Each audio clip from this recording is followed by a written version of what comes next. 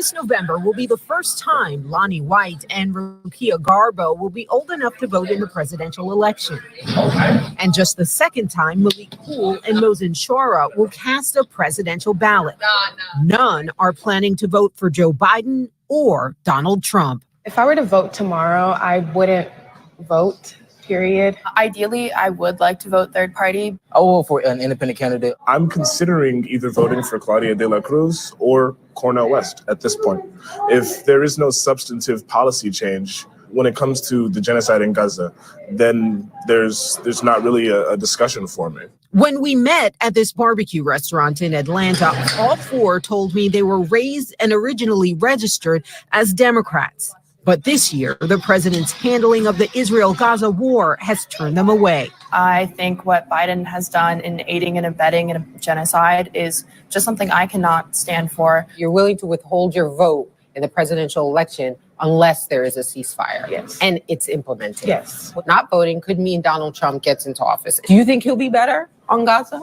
Trump would probably say flatten Gaza and make it into a golf course. I have absolutely no faith in him. Would you not say that also the people who are not voting for one of the two people who are the likely people to really be in this race have a role to play in kind of giving the race to Donald Trump in a state like Georgia where it's going to be like razor thin? Yeah, no, I'll do you one better, actually. I think that just means that's why the Democrats should listen.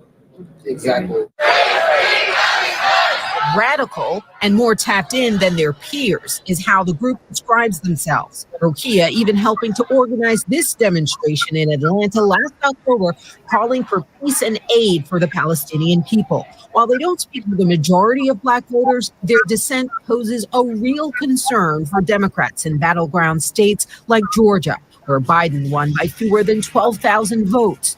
Black voters under age 30 made up only about 6% of voters in Georgia in 2020.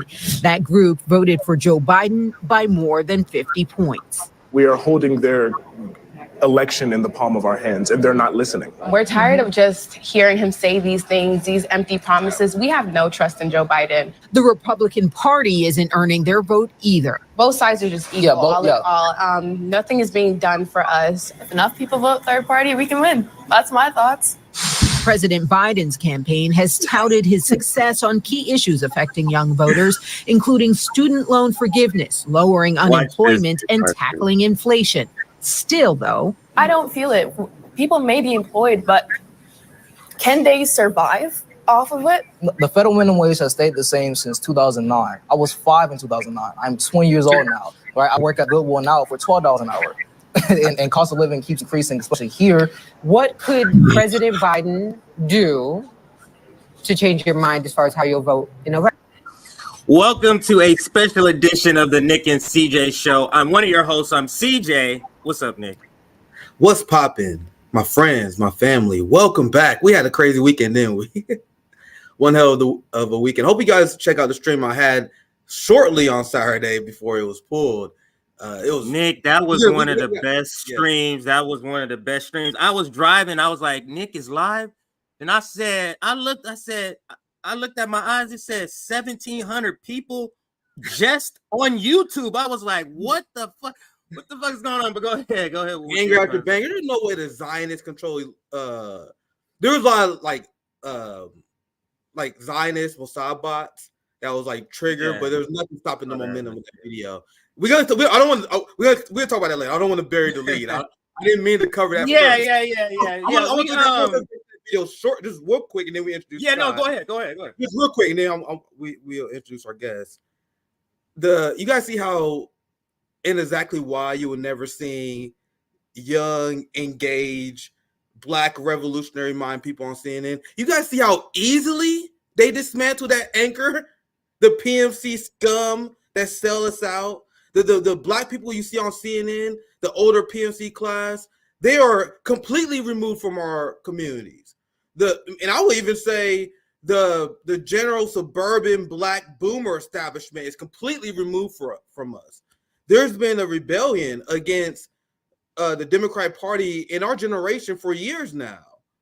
And they try to sell us this idea that we should support genocide because of Trump. Fam, I said this many times before. There's not one thing that Donald Trump has done that is worse than Joe Biden cutting aid from UNRWA in the middle of a famine using torture to obtain confessions? Tell me one thing Trump did that was worse than that. And that is just one out of many sins from the Biden administration.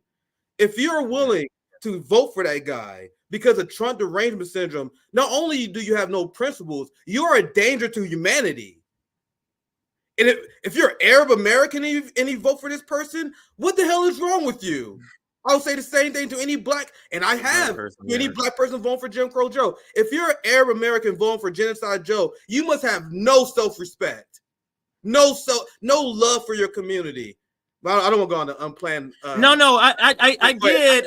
For whatever reason, I truly believe that Scott was gonna be like 5 minutes late because I was watching the stream on the Carl Zasso. Yeah, let's get Scott just like a military man, he's here on time. That's the only reason why I played this video, because I didn't get your reaction yet, and I was like, this is a base freaking segment. I wonder if Nick has seen this, because this is a sort of, when you say the era of anti-intellectualism is over, you see it in these kids right here, where they're batting down, not with just like, because she said, oh, you want to tell me about unemployment rate? Yeah, that's good. Can they survive on those jobs they have with this low unemployment rate? She pointed out. That's telling me, like, these aren't just kids that are surface level with these issues. That's why the propaganda you see on corporate media about the protest is not going to do anything. The people that's on the streets are the most intellectually invested, know the most about the issue, and you're not gonna change that. Now, Nick, I stopped the video before they answer the question. I'm gonna put that video back up, but I think you wanted to say something else before. Just one more quick point I want to make, and before we move on. Don't buy these liberals trying to pretend that Trump is the worst thing ever. They don't believe that. Remember, Trump was in their social club. He got a TV show. He used to be friends with Joe Scarborough and the liberal class and Hillary Clinton. They are not scared of them. They just want to win power. So if Donald Trump was this unique threat, like they tell us that he is, seeing that people are rebelling because of the genocide in Gaza, wouldn't that be an excuse for you guys to end your support for Israel? Then, yeah, we support Israel, but Donald Trump is such a big threat. Sorry, man, we got to win this election, bro. That's what they would do if Trump was actually a threat. They don't actually believe it, so you shouldn't either. But let's go see. Go ahead. Yeah, I'm gonna bring in our guest, because I think he wants to chime in, or will have an opinion on this too. But let's play this last part, and then we'll bring in our guest, give him the proper introduction here. But let's bring in, or let's play this last part. It's about 20 seconds. Just listen to what she says here. In November, Call for a permanent ceasefire and actually implement it. I would like us to stop giving aid to Israel. If he doesn't get elected, that is his fault. That's not our fault. That's not the black voters here. That's not X, Y, and Z. No, it's on him. That part is what I wanted to make sure I played. Yeah. He's like, it's not on us. It's not. That's not how democracy works. And it's such a, you're not convincing those kids. In other words, you're not going to convince those kids. But it's been long overdue. We squeezed in that little part, but I believe he might want to chime in on it. But everybody knows this our next guest, Scott Ritter. He just left the Carl Zaz show, so make sure you go over there. You've seen Carl Zaz on here many times, and check out that live stream. It was very informative, as I'm sure this one. And Nick, when Iran, the thing happened with Iran, we both were like, "Is no other better guess." Yeah, this is the best guess. We already had it lined up. Ritter is like, this is just like the heavens opening up. But long overdue. Let's bring in Scott Ritter. How are you doing, sir? Welcome back to RBN. Well, thank you very much. I'm doing well. Yeah, we got apparently Scott Ritter with a mean skyhook, right? The Kareem skyhook. Well, you know, I gotta see it one day. I in high school I played football and baseball, and in college I played football, and basketball I could never go out for the team because there was like really good players. And I had to stick with what I knew. But as you get older, the sport sort of defines you. And, I've been playing basketball a lot lately and enjoying it, but I there's things I can do and there's things I can't do. But what I found is I can put a hook shot up that goes in on occasion. And yeah, basketball players, they don't respect the hook. They don't know the hook.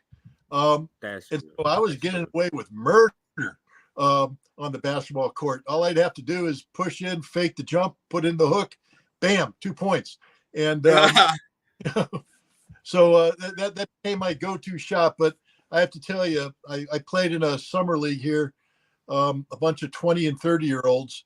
A lot of were college players who were just playing in the summer league to keep their skill set up. And I meandered on the court as a 58-year-old with arthritic knees. And the season began with me being able to put up a couple hook shots, but they quickly realized that they had to learn how to defend against that. And because I don't have any other moves. Basketball is all about sticking to what you're best at, man. I used to be mad because I was always a point guard. I was like, I'm not a tall guy. I was always a point guard, shot guard. And I always see my cousin. I had a cousin who was 6'6". I had all these other friends who was very tall. My team in high school went to state. We had a lot of tall people. We had Alec Burks. I don't know if you guys know Alec Burks. He was a friend of mine. He's an NBA player. So we was a big basketball community.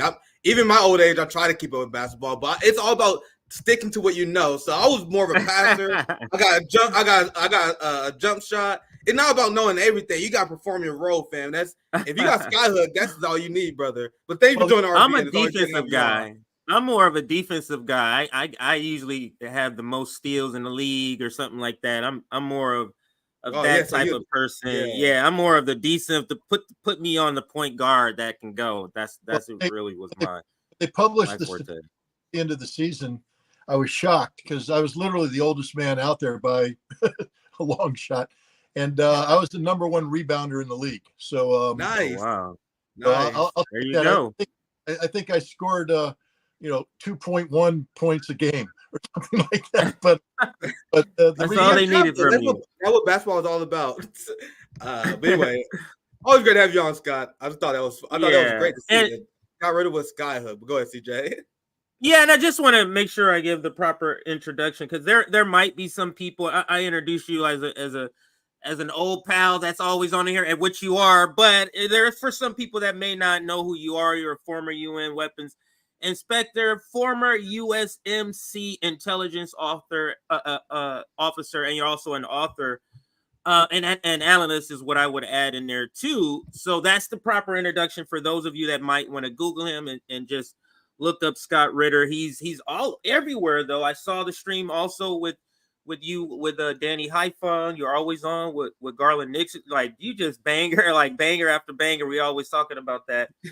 But we want to just start with the main topic, which is Iran, and just give us your overall sort of reaction before we get into some of the receipts. And I know, Nick, you might have some of the ones from the first stream. Yeah. And we'll do that too. I had plenty, but go ahead, brother. Reaction, I'll pass to you, Nick. But what's your just initial overall sort of general reaction to what has transpired in the last 24 to 48 hours? Well, the first thing I'll approach it from the perspective of the average American citizen. Wherever you stand on this issue, whether you're pro-Israeli or anti-Israeli or whatever, understand this: Iran, because of the maturity of its actions, has saved your economic life. That had this gone a different direction, oil prices would be up over $120 a barrel right now. Gas prices would be punching through $6, $7, heading to $10. Diesel would be unavailable, and the American economy would shut down. So as bad as things are right now economically, they would become 10 times worse. And just to remind you, not to get on the beat up Joe Biden bandwagon, but this is a man who has reduced the strategic oil reserves of the United States to less than 17 days. That's barely 2.5 weeks. So if this thing had gone bad, if this had become a general war with Iran and the Strait of Hormuz was shut down, Middle East oil production was taken off the market, the United States, after 17 and a half days, would not have oil. And that would lead to the total collapse of the American economy. So we are where we're at today with, people analyzing what happened on April 14th.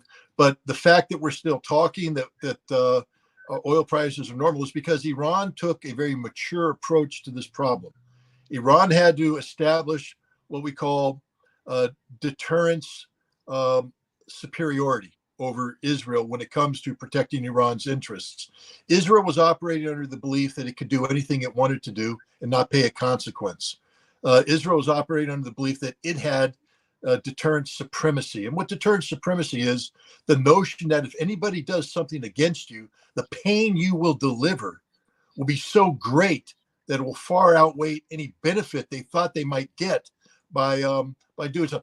Let's put it in other terms. Let's say I had Mike Tyson and I could project him anywhere I wanted to.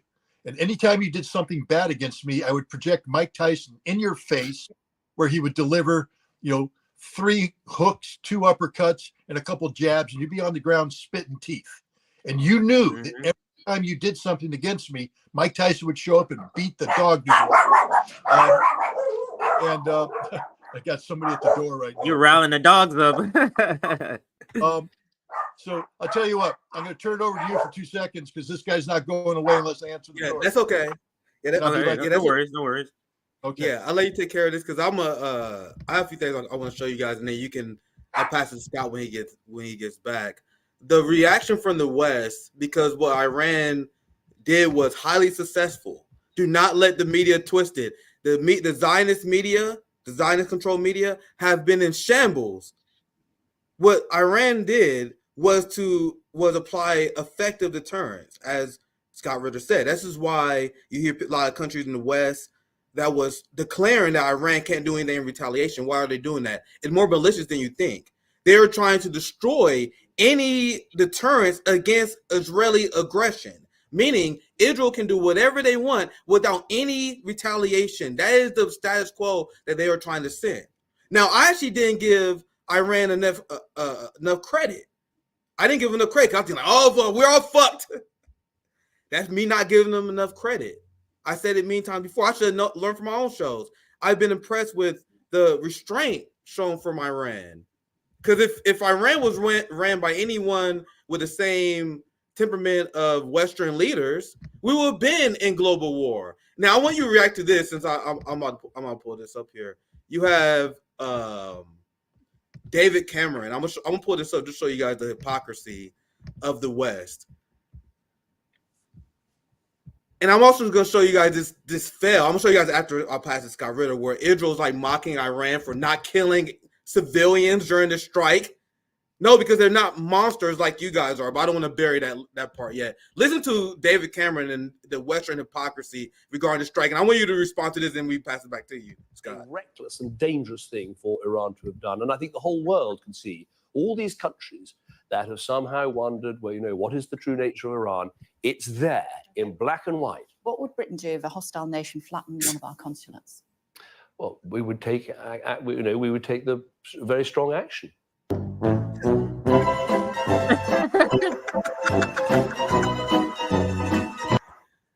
That's the West in a nutshell. Scott, what's your reaction? You can finish your thought that you was making as well. Well, I mean, I think this is the perfect clip to show the hypocrisy of the West. But again, it's the arrogance that we have an inherent right for what we call deterrent supremacy, that we have a right to make the world fear our reaction and therefore to intimidate the world into allowing us to do that which we would never allow them to do against us or against our interests. And this is what Iran was confronting. Now, a lot of people misconstrued Iran's restraint as a sign of weakness. But let's put it in perspective. Why wouldn't Iran want to undertake an action that would lead to a devastating war with the West? Because to understand, in order for Iran to shut down oil production, they're hurting themselves.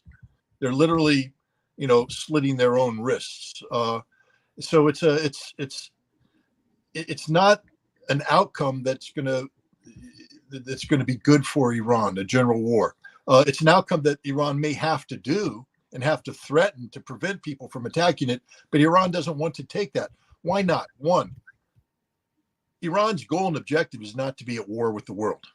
Iran's goal and objective is to have peaceful co-prosperity with its neighbors. This is why Iran has made peace with Saudi Arabia, the famous Chinese intervention to normalize relations between Iran and Saudi Arabia. The last thing the United States wanted, because our policy is to create conflict between Saudi Arabia and Iran. But China showed that diplomacy is better than militarism, and the two nations started to make peace. How does that peace manifest itself?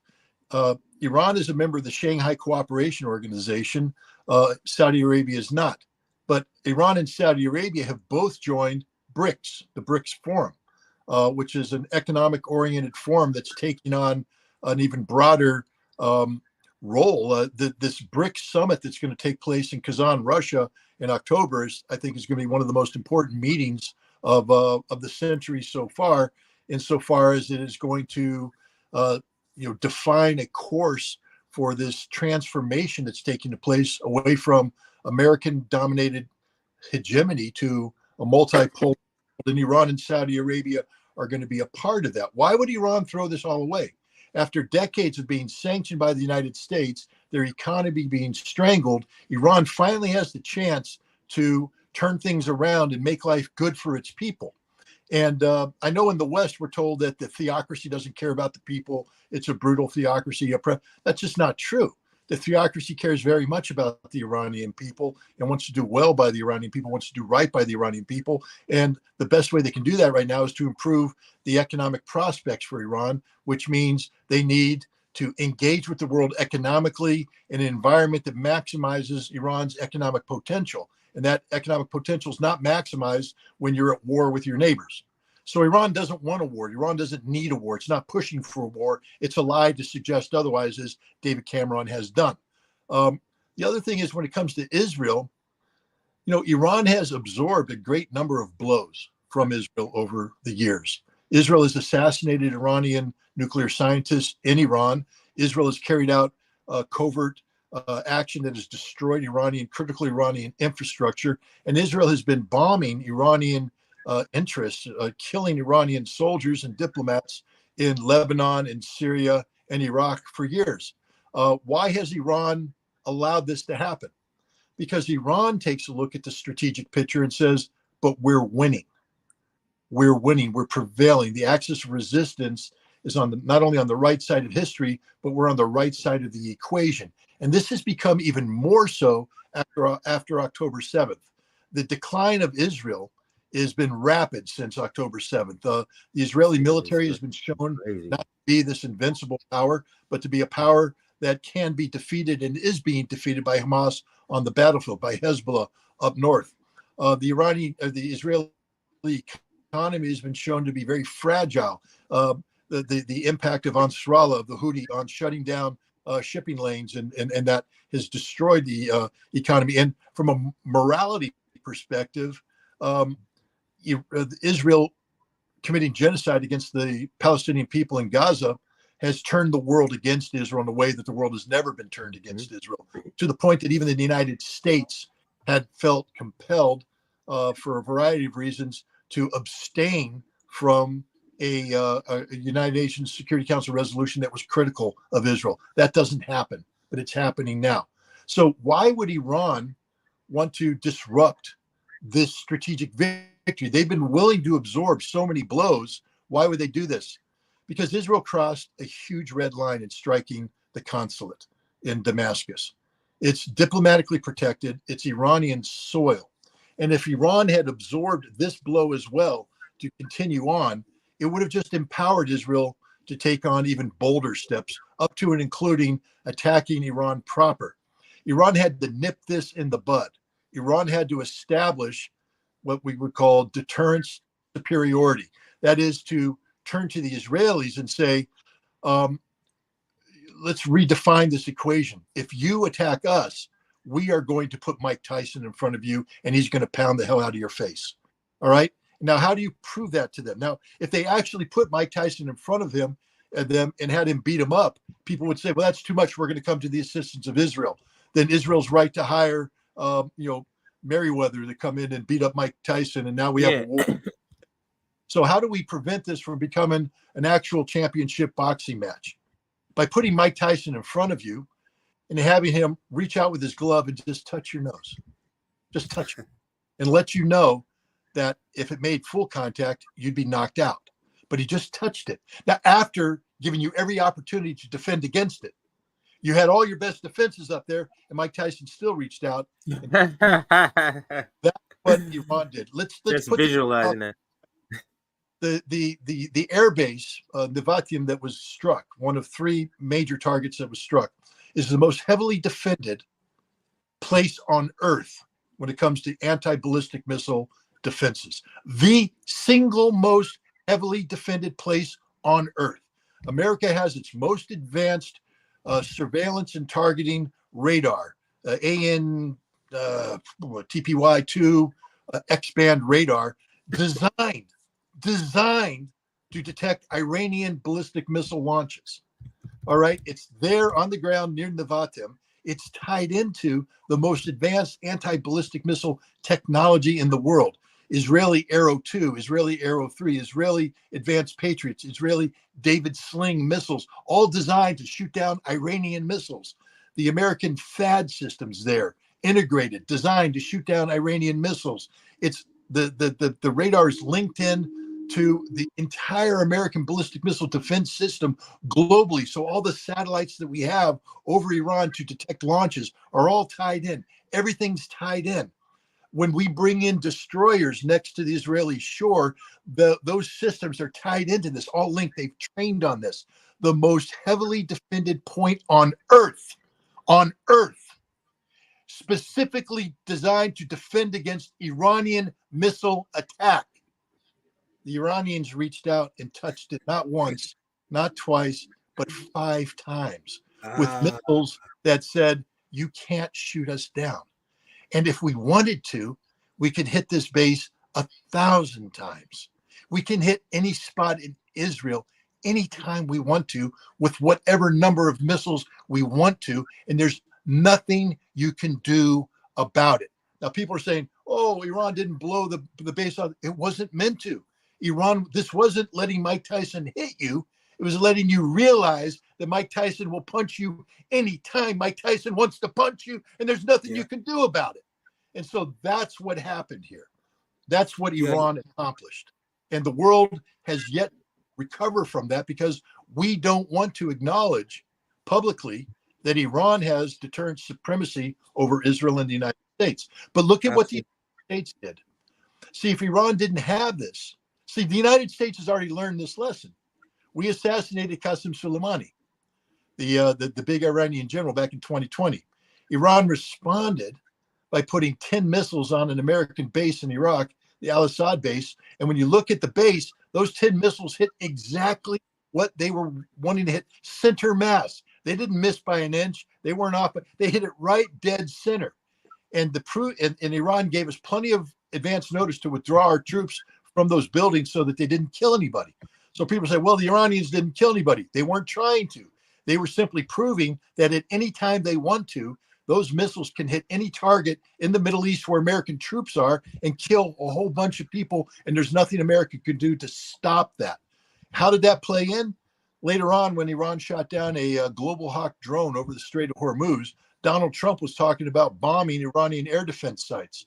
And the Pentagon quickly reminded him of the fact that if we do that, Iranian missiles are going to rain down and destroy everything. And there's nothing we can do to stop it. So guess what we didn't do? We didn't bomb Iranian air defense sites. That's called deterrence supremacy. Iran deterred America's actions. And now look what we did with Israel. Yes, we came to the defense of Israel, but we told the Israelis, we're not going to participate in any offensive action against Iran. You're not going to get any help from us. Why?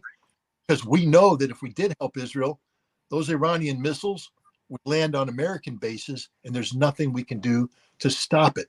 So Iran has done, actually, I believe, the world a huge favor by establishing deterrent supremacy over Israel and the United States, because now, hopefully, we won't lurch towards this kind of general war that leads to economic devastation for all parties involved.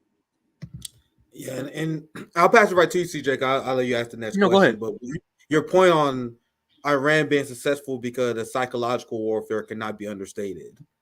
Because these fascist settler colonialists in Israel, they really do believe they are untouchable. And in a way, they have been for a very long time. But seeing Iran and seeing those missiles, the social media posts that I've seen, the few that I showed you guys on Saturday in the pool in that stream that YouTube wouldn't allow because I was showing you guys this stuff, was the Israeli social media feed freaking the hell out because this aura of invincibility, this Jewish supremacist ideology that they have, that no one can touch them, was shattered for the first time. CJ, was there anything else you wanted to add to this or ask Scott before I move on with anything else? Yeah. Let me just because he mentioned this was, I mean, I just wanted him to get an official comment. Let me bring up this headline here. You mentioned how the U.S. has officially said that U.S. tells Israel it won't join counter-strike on Iran, urges caution. Why do you think that is? Why are they not joining? And what does that say about what America thinks about this conflict? And why would America not want a war with Iran? And then I'll pass it to you, Nick. Go ahead. Well, I mean, the main reason why America doesn't want a war with Iran is that we can't win a war with Iran. We're just not what we used to be. When I fought in Desert Storm back in 1991, that was part of an American military effort that saw 750,000 American troops deployed into that region, along with a tremendous amount of combat capability. Whether you support the war or not, it's not the question. At that time, we had the resources that we could surge forward and build and defeat the world's fourth largest army, the Iraqi army, hands down, wasn't even close. Even in 2003, with our diminished military in a war that I despised and hated and fought against and tried to prevent, we have to acknowledge that the United States came into that fight with the ability to deploy hundreds of thousands of troops into the Middle East and have a meaningful impact on the situation on the ground. We can't do that today. We don't have that capability. And we certainly don't have that capability vis-a-vis Iran. I just want to remind people that both Desert Storm and Operation Iraqi Freedom, it used to be called Operation Iraqi Liberation, but when you look at the initials, oil, the brilliant geniuses, maybe we should call it oil. So they call it, when you look at the those, understand we only were able to do that because we were able to land at airports that weren't under attack. We were able to bring our ships with equipment into ports that weren't under attack.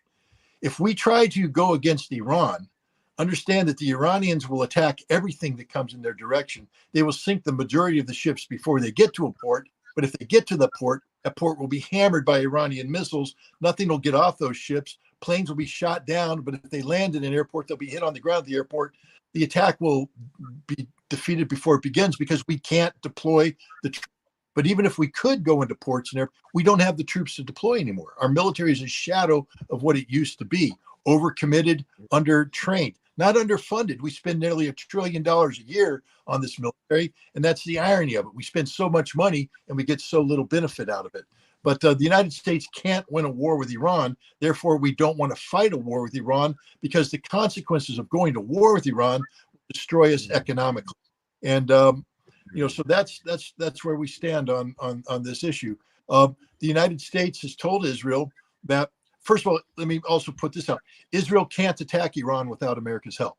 Now, they can send a couple fighter airplanes in and bomb, and they can fire some missiles off and attack. But all that'll do is trigger an overwhelming Iranian response, which they now have proven they're capable of doing, that will destroy Israel.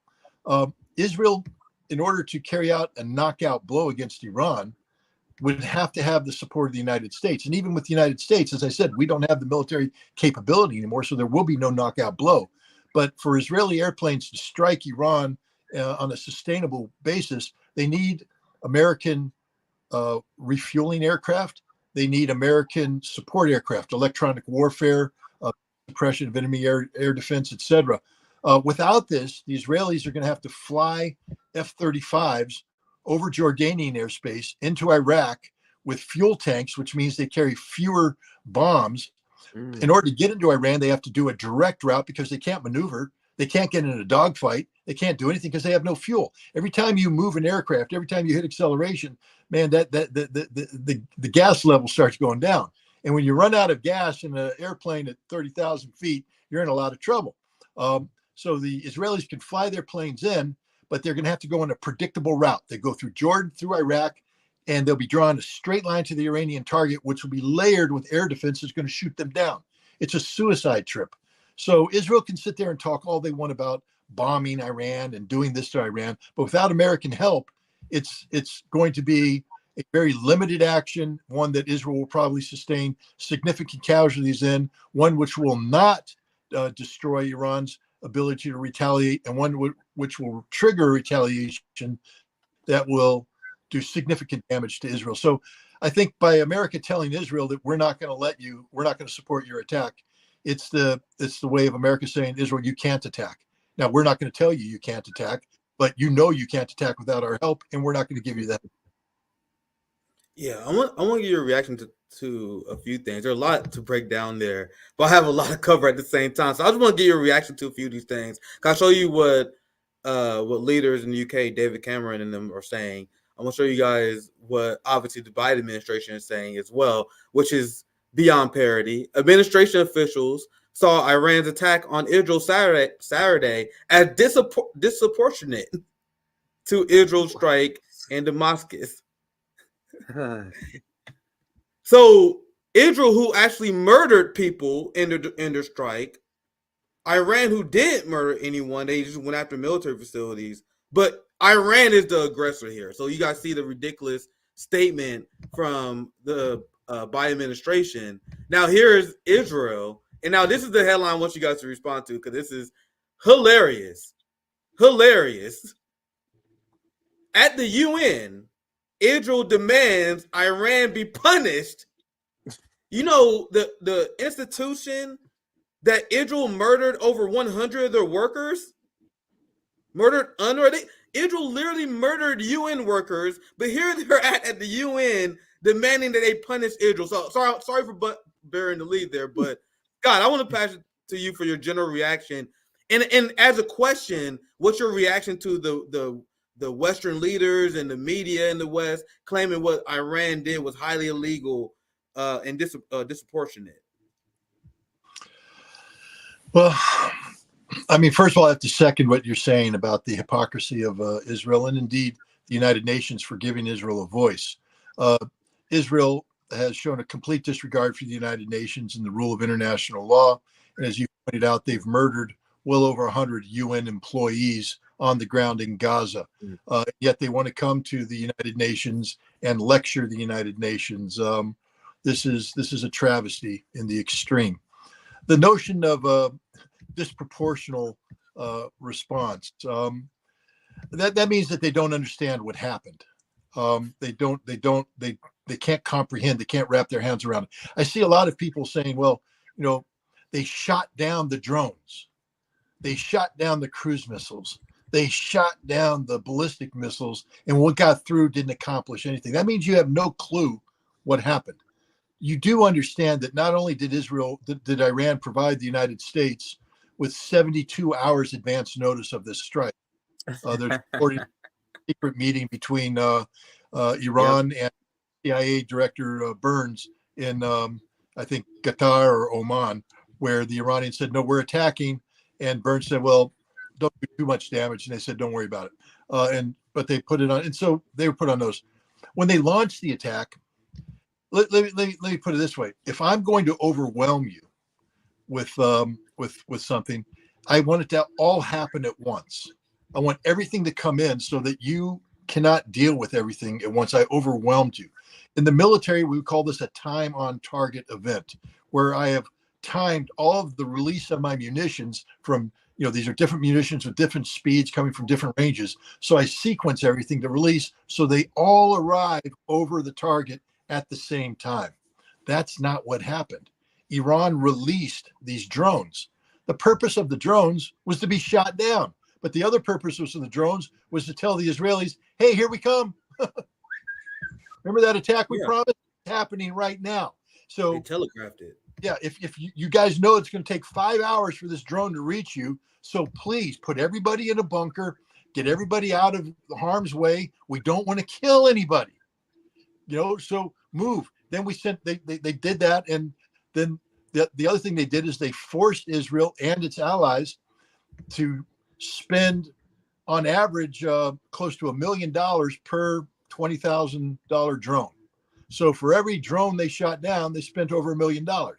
And the Iranians are going, that's money in the bank, baby. That's money in the bank. We're bankrupting you because we only have so many missiles. Iran can produce a lot more drones than we can produce missiles. So the first thing Iran did is say, hey, we're coming. B, bankrupt yourself. Then they brought in the cruise missiles.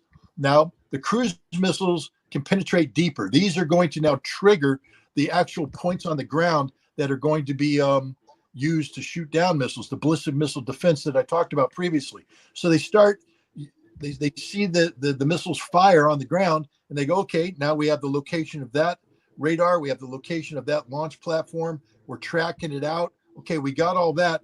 Fire the next wave of missiles. They fire that, and they see the other things. They track all that out, and they say, okay, now we want to touch Nevatim. We want to prove that we can take out air defense systems. We fire our real missiles, which are only a handful. My understanding is that against Nevatim, Iran fired 7 missiles. 5 hit their targets. 2 were shot down. Hey, it's war. You go into a championship fight, Muhammad Ali may beat Joe Frazier, but that doesn't mean that Joe Frazier never hit Muhammad Ali. A championship fight is a championship fight. So Iran fired missiles, and the best best anti-ballistic missile defense system in the world shot down 2 of the 7. 5 hit their targets. That's not what we're being told. We're told that 99% were shot down, but those don't count. Those were about shaping the battlefield. But the results were defined by 7 missiles fired against the most heavily protected spot on Earth, 5 of which hit their targets in precise fashion. That's what happened here. Is that disproportionate? Not at all. It's the most, if it's disproportionate in the other way, meaning that Iran had the ability to do so much more damage, to inflict so much more harm, but they opted out of it. To sit I there. thought they would. Go ahead. Sorry, Scott, but I thought they would. That's why I said earlier in the stream I didn't give Iran enough credit, because I was like, oh shit, we fucked, because now they're gonna go all in. But once again, we've seen the restraint shown by Iran. I want you to finish your thought, but I'm gonna show you guys this. This is what everyone in the media is not telling you about. You have Israeli government officials going on CNN, Fox News. They're doing a media blitz saying that Iran violated international law. No, they did not. No, they did not. This is in the UN. You have the right to defend yourself. Chapter 51. If a UN nation is attacked, and Israel attacked Iran, so they had the right to retaliate. So this is another example of them not knowing international law. But Scott, I know I want to pass to you so you can finish your thought, and I have a few more things I want to show you as well. Anything else you want to add? Well, I'll just point out, since we're bringing up Article 51 of the United Nations Charter, the actions taken by Iran must be directly related to the threat posed to Iran. Iran struck 3 major sites and several minor sites. The 3 major sites were an intelligence facility in the Golan Heights, which collected the data and transmitted the data about the target in Damascus to the Israeli fighters. So that place was targeted. You know how people are saying that no damage was done? Apparently this site got hit very hard because it's not technically on Israeli soil. It's on occupied Syrian soil in the Golan Heights. And I think the Iranians actually tried to destroy this facility, but we don't know why. Because Israel has prohibited anybody from talking about this. Anybody from talking about this at all. The 2 sites that Iran did hit in Israel were these 2 airfields where they just reached out and touched them. But understand that the aircraft that were involved in the raid on the consulate in Damascus came from these 2 airfields, Nevatim and Ramon, in the southern Negev desert. Both these sites were hit. Iran only hit locations that were directly related to the attack or ballistic missile defense locations defending these sites. Iran didn't carry out a disproportionate response. They didn't destroy government facilities or military capabilities that had nothing to do with the attack. It was a very tailored, focused, disciplined, proportionate response, but the West won't talk about it. Yeah, and one more thing I saw this article while I was looking for something else, and I wanted to show it to you guys because I think it's hilarious. And CJ, feel free to respond to this if you want to as well. This is look at how the media is framing this, and they try and do PR for Joe Biden. As Iran attacks Israel, and I respond to this live, so feel free to let me know if I'm on and off with this. Biden confronts escalating Middle East crisis he had hoped to avoid. Now, am I being a nitpicky asshole when I say this is propaganda garbage? Because at no point has Biden ever moved in a way to prevent a war. Scott, do you have any reaction to this and their general coverage of how Biden been handling this conflict? And I'll pass to you next, CJ, after this. Look, Biden has done nothing but coddle Israel on this, and coddle Israel in a very dangerous way. Israel is, well, we need to back up before that. On October 6th, the policy of the United States, the number one policy objective of the United States vis-a-vis Israel, wasn't to promote a Palestinian state, wasn't to seek justice for the Palestinian people. It was to promote a normalization of relations between Israel and the Gulf Arab states as part of an economic co-prosperity plan that Biden announced at the G20 summit that summer, summer of 2023. If you remember, he stood up there and talked about an Indian Middle East economic corridor that would link Mumbai, India, with Dubai, through Saudi Arabia to Jordan, to the Haifa port in Israel, on to Greece, to link Asia with Europe through the Middle East corridor. And Israel was going to be a major player in this, that the world was going to be defined by the normalization of Israeli relations with the Gulf Arab countries and Israel's dominant role in building this economic unity. That's what the Biden administration was banking on. They put all of their effort into it. On October 7th, they saw all of that get flushed down the toilet. So the Biden administration has been struggling ever since October 7th to redefine its approach towards Israel. Because in order to buy into this economic co-prosperity, the Biden administration had to hold its nose in some things that stunk, like West Bank settlements, like the ongoing theft of Palestinian land, murder of Palestinian people by Israeli settlers, most of whom come from Brooklyn, New York. So I always refer to them as the Brooklyn Jews, because that's the honest way to refer to them. They're not real Israelis. They're Brooklyn Jews who basically woke up one day in their pathetic existence in the United States and decided that the best thing for them was to go to Israel and steal the land of the Palestinian people in the West Bank. And they're doing that. The Biden administration held their nose on that. This stinks. It's very bad, but we ignored that. We ignored the ongoing plight of the Palestinians in Gaza. We ignored so much about what Israel was doing because we were buying into this myth of economic co-prosperity.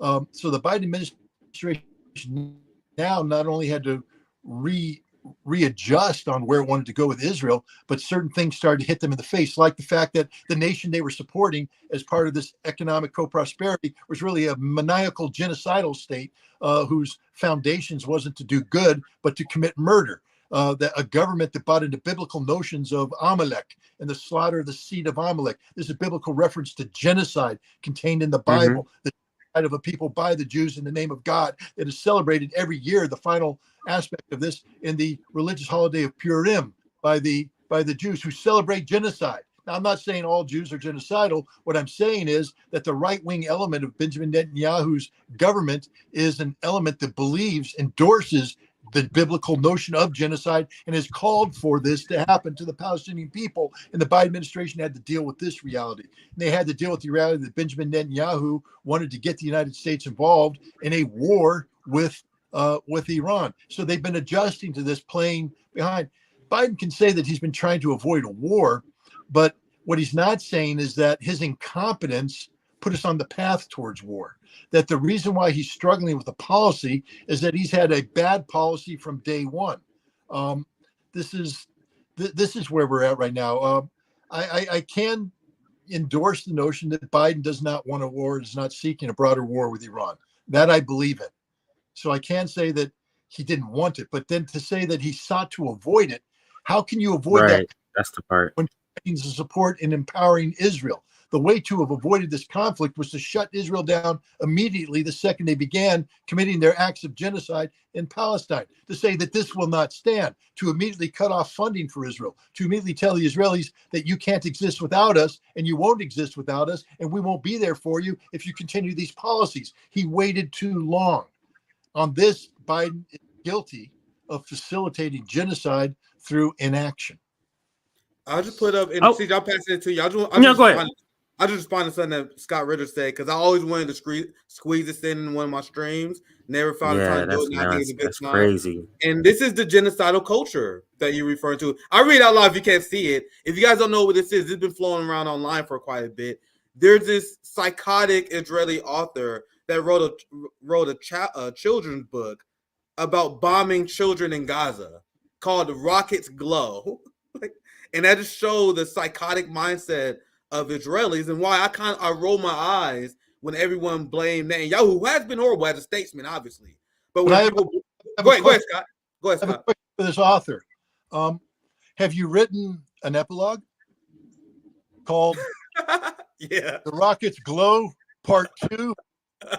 Anne's version, because my God, could you? I mean, the stupidity of what she's saying, because do unto others as you want done unto you. The golden rule has come back to bite her in the ass. Excuse my language. The rockets glow. Well, Iran put a whole bunch of glow on your ass, woman. What are you going to do about it? I mean, this is just stupidity. You embrace violence. Understand there's people out there that will do it better. I was trained early on by Delta Force when I worked with them. When you walk into a bar, just to assume there's at least one person at that bar that can kick your ass, and you have no clue who it is, whether it's the little guy in the corner or the fat lady behind the bar or all the people in between. One of them at least can kick your ass, and you have no clue who it is. So for her to sit there and embrace a culture of violence and destruction, well, the tables have turned. Sow the wind, reap the whirlwind, honey. The Iranian missiles came down and showed you the glow, the real glow. How pathetic she is. I apologize because I don't want to be endorsing violence or endorsing this. But you want to go down that path. I always told people I don't like to fight, but if you want to fight, I'll kick your ass. I mean, I'll do it. I feel you, brother. I feel you. Yeah, Trust me, guys. I've been holding back stuff I said on YouTube so many times because this is far from an outlier. This last I say, I promise you, I'll pass to you. This is far from an outlier. There have been countless IDF soldiers taking pictures of children's toys, of lingerie of Palestinian women. Mm-hmm. Like the barbaric culture, it brings something out of me that I don't like to see, to be honest. like I like to think that I'm peace loving, but honestly, when I see this shit, I think there's only one way we can handle these kind of people. I pass to you, CJ. I won't stand on that. Bring it up to your audience, just so I want them to reflect on this. Hind Rajab was a 6-year-old girl, 6-year-old Palestinian girl.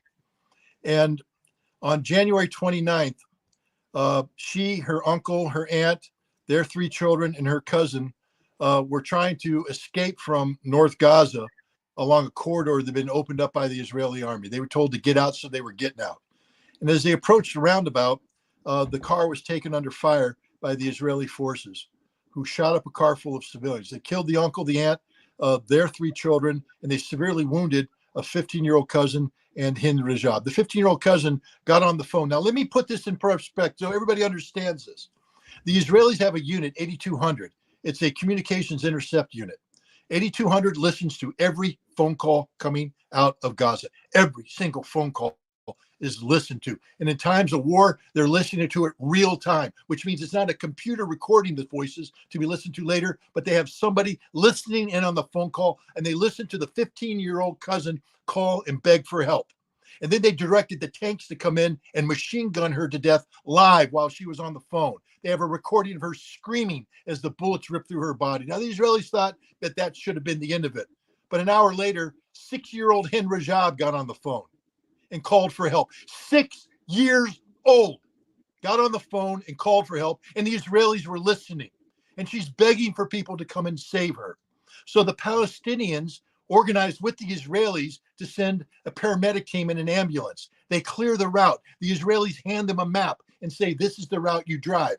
The Palestinian crew got on the whole time. Hind Rajab is on the phone begging for help. She's talking to her mother. She's talking to Red Cross. She's begging for help, but she's saying the tanks are coming closer. I'm scared. The tanks are coming closer.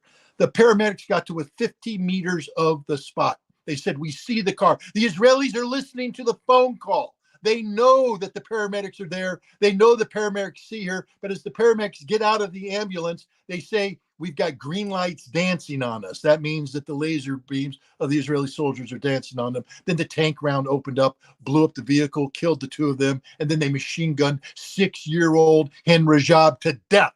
This is what the Israelis did.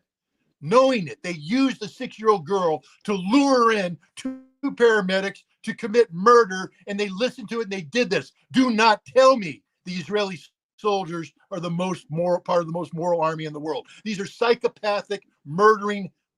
I can't use the language I want to use, but it's very bad. These are the worst people on the planet. And if you are somebody who has your own children or you have relatives that have children, understand this. They will kill your 6-year-old son and your 6-year-old daughter without hesitation. They snipe them all the time. They murder them all the time because they view anybody who's not a Jew as subhuman, as an animal. They call them human animals and they treat them as such. Get angry, people. Get very angry. Get in the face of the Zionists defending this. This is not time for normal civil discussion. I'm not talking about violence. I'm not promoting violence, but I'm telling you that it's time to shout them down. They don't deserve a voice. These are murderers. The Nazis don't deserve a chance to explain why they killed the Jews in Auschwitz. The Israelis should not be given a chance to explain why they're killing the Palestinians in Gaza. It's genocide, pure and simple. I'll pass right to you, CJ, but just quick. Go ahead. This is why I fuck with Scott Ritter, because this is the energy we need. I'm tired of begging people to bring the proper energy to this conflict, and I've been struggling with it. I've been struggling to stay on YouTube, as you guys see with the Saturday stream that got immediately removed because I said some harsh truths. But I don't want to take any more of your time. Go ahead, CJ. Very thought provoking. No. Perfectly said, Scott. That's perfect. I want you to because we've covered the IDF and I was trying to think about it. The congressperson, I just remember it was Debbie Wasserman Schultz was the latest congressperson to say what you were just critiquing, which is that the IDF is the most humane. She was just on CNN speaking about this, saying how they're the most humane. What do you mean? Put conditions. They've already fulfilled everything. Jake Tapper. I don't know if you've seen that interview, but she was speaking to how the IDF in Israel is the most humane military force because they're the only ones that's giving advance notice for this, giving advance notice for that. They're the only ones who's setting up these pathways. She was making the point that no one else does that. And I knew Debbie Wasserman Schultz was a Zionist. I did not know she was an unhinged Zionist. And in the interview, you can tell she was trying to taper down her excitement. She was trying to tamper down because she knows right now it's not a good look, especially in the Democratic Party, to be so forcefully on Netanyahu's side. So you can tell she's trying to temper herself. But she is one of those unhinged Zionists who is saying, even with the totality of the death toll, she is the one saying they're doing their best. They're taking precaution. 30,000 is just a slip up, is basically what she's saying. But unless you have something on this, I did want to transition a little bit. It's still on the issue, but just to get it from the political sort of perspectives. And the reason I'm asking you this, I know you're more on the technical foreign policy side, but I do want to get your opinion on this because I've seen your tweets that you have an opinion on this, the political side of this. And just as the Israel or the massacre and the genocide of the Palestinians in Gaza has been very damaging politically to Joe Biden, this being very, Iran sort of hand in hand with the same issue, this is not going to bode well. As this headline says, Biden renewed embrace of Israel threatens to deepen the Democratic divide. So I just wanted to get your broad, general sort of take on these sort of foreign policy missteps affecting him here domestically in the political sphere, and him not making any sort of change. Can you speak to how that speaks to U.S. foreign policy and how it's entrenched, regardless? And it speaks to also what Nick was saying, how they don't really believe in democracy is going to end with Trump. Otherwise, they would make a shift in policy, because this is a supposed representative democracy, and because it would be the best thing politically for them to do. But the fact that they're not doing it just speaks to how entrenched the policy positions of the empire are. And if you could speak to any part of that, or any part you want to sort of chime in on. No, I appreciate that. Look, in the lead up before I joined, you guys were having a fascinating discussion about Black American and the struggle to support Joe Biden, and how that was being juxtaposed against Donald Trump. And, how can blacks ever support Donald Trump, implying that no matter what Biden does, you support Biden. And then Biden's going to sit there and stroke you and tell you how much he cares about the black community and how he's going to do right for the black community and all that. And eventually people just have to wake up and say, no, you're a liar, in which those people in the program are doing. So let's now put this to Israel and the issue of Palestine, etc.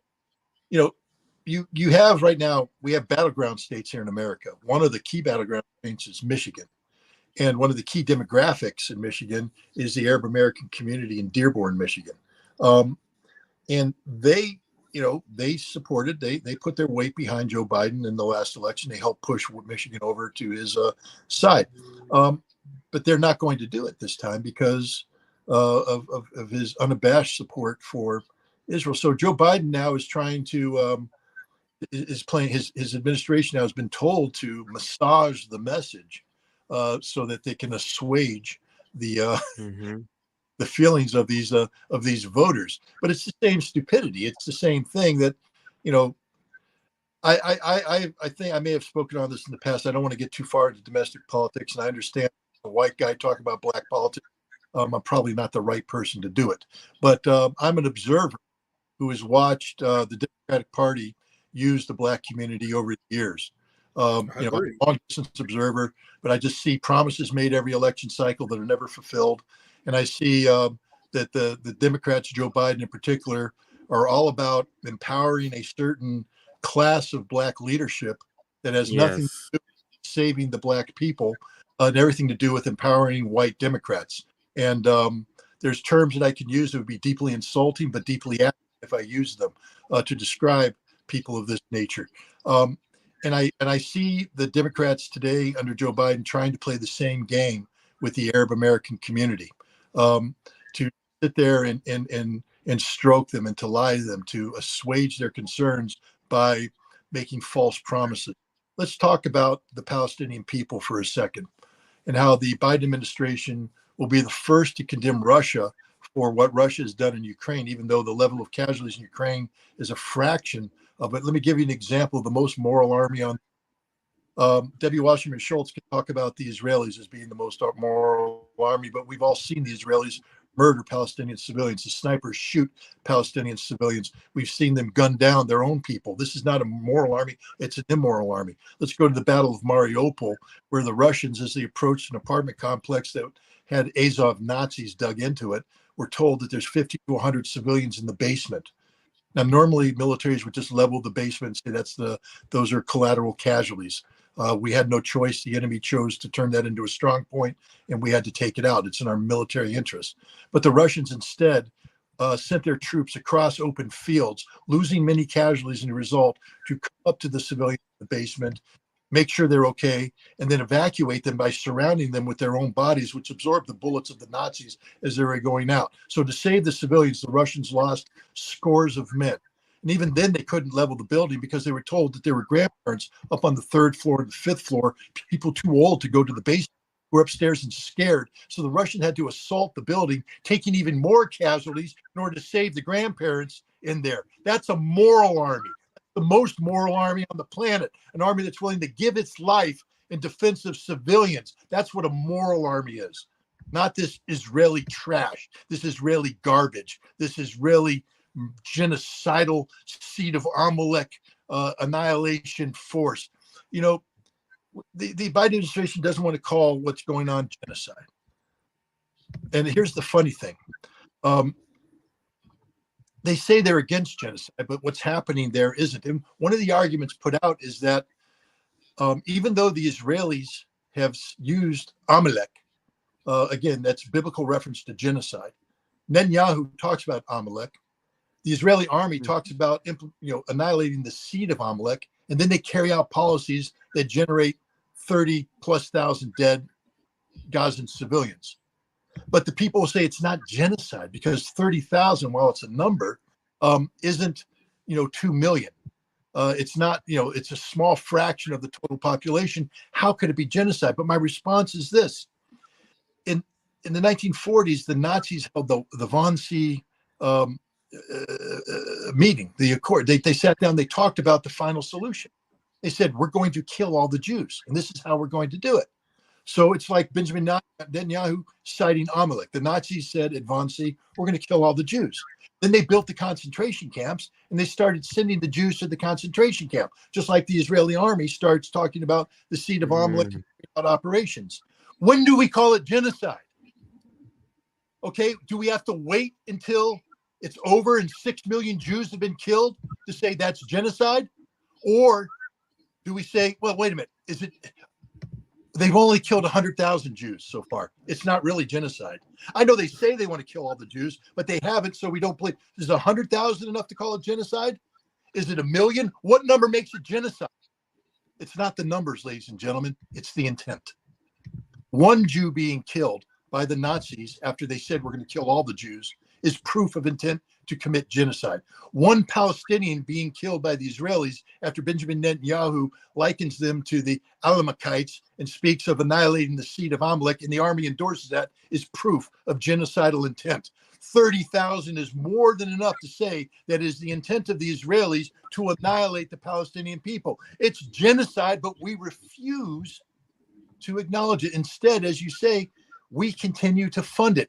How do you like the fact that we, the same day that we dropped 35,000 rations using parachutes onto Gaza, 35,000 in a starving population of around 2 million, 35,000 rations, which, by the way, killed 5 people on the ground when they hit the ground.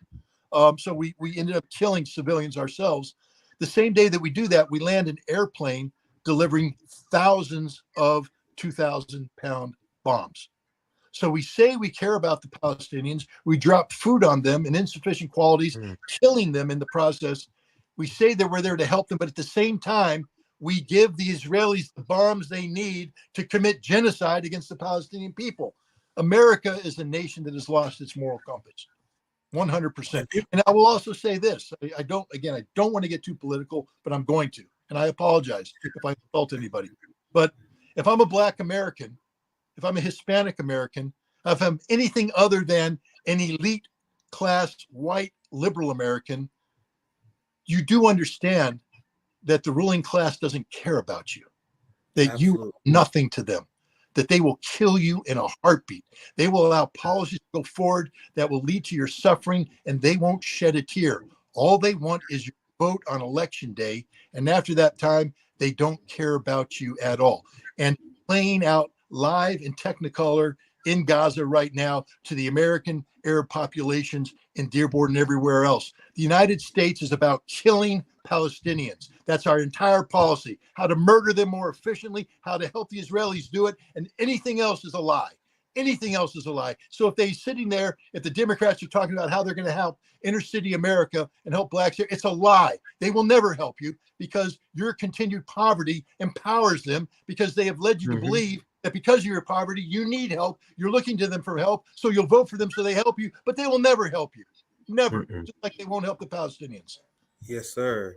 Yes, sir. So many, like, that's such a great rant. I can't even. I don't have time to even go all the points I went to. I'll just let it sit and stay as it is. We can stay on Israel. There's a few things I want to touch on.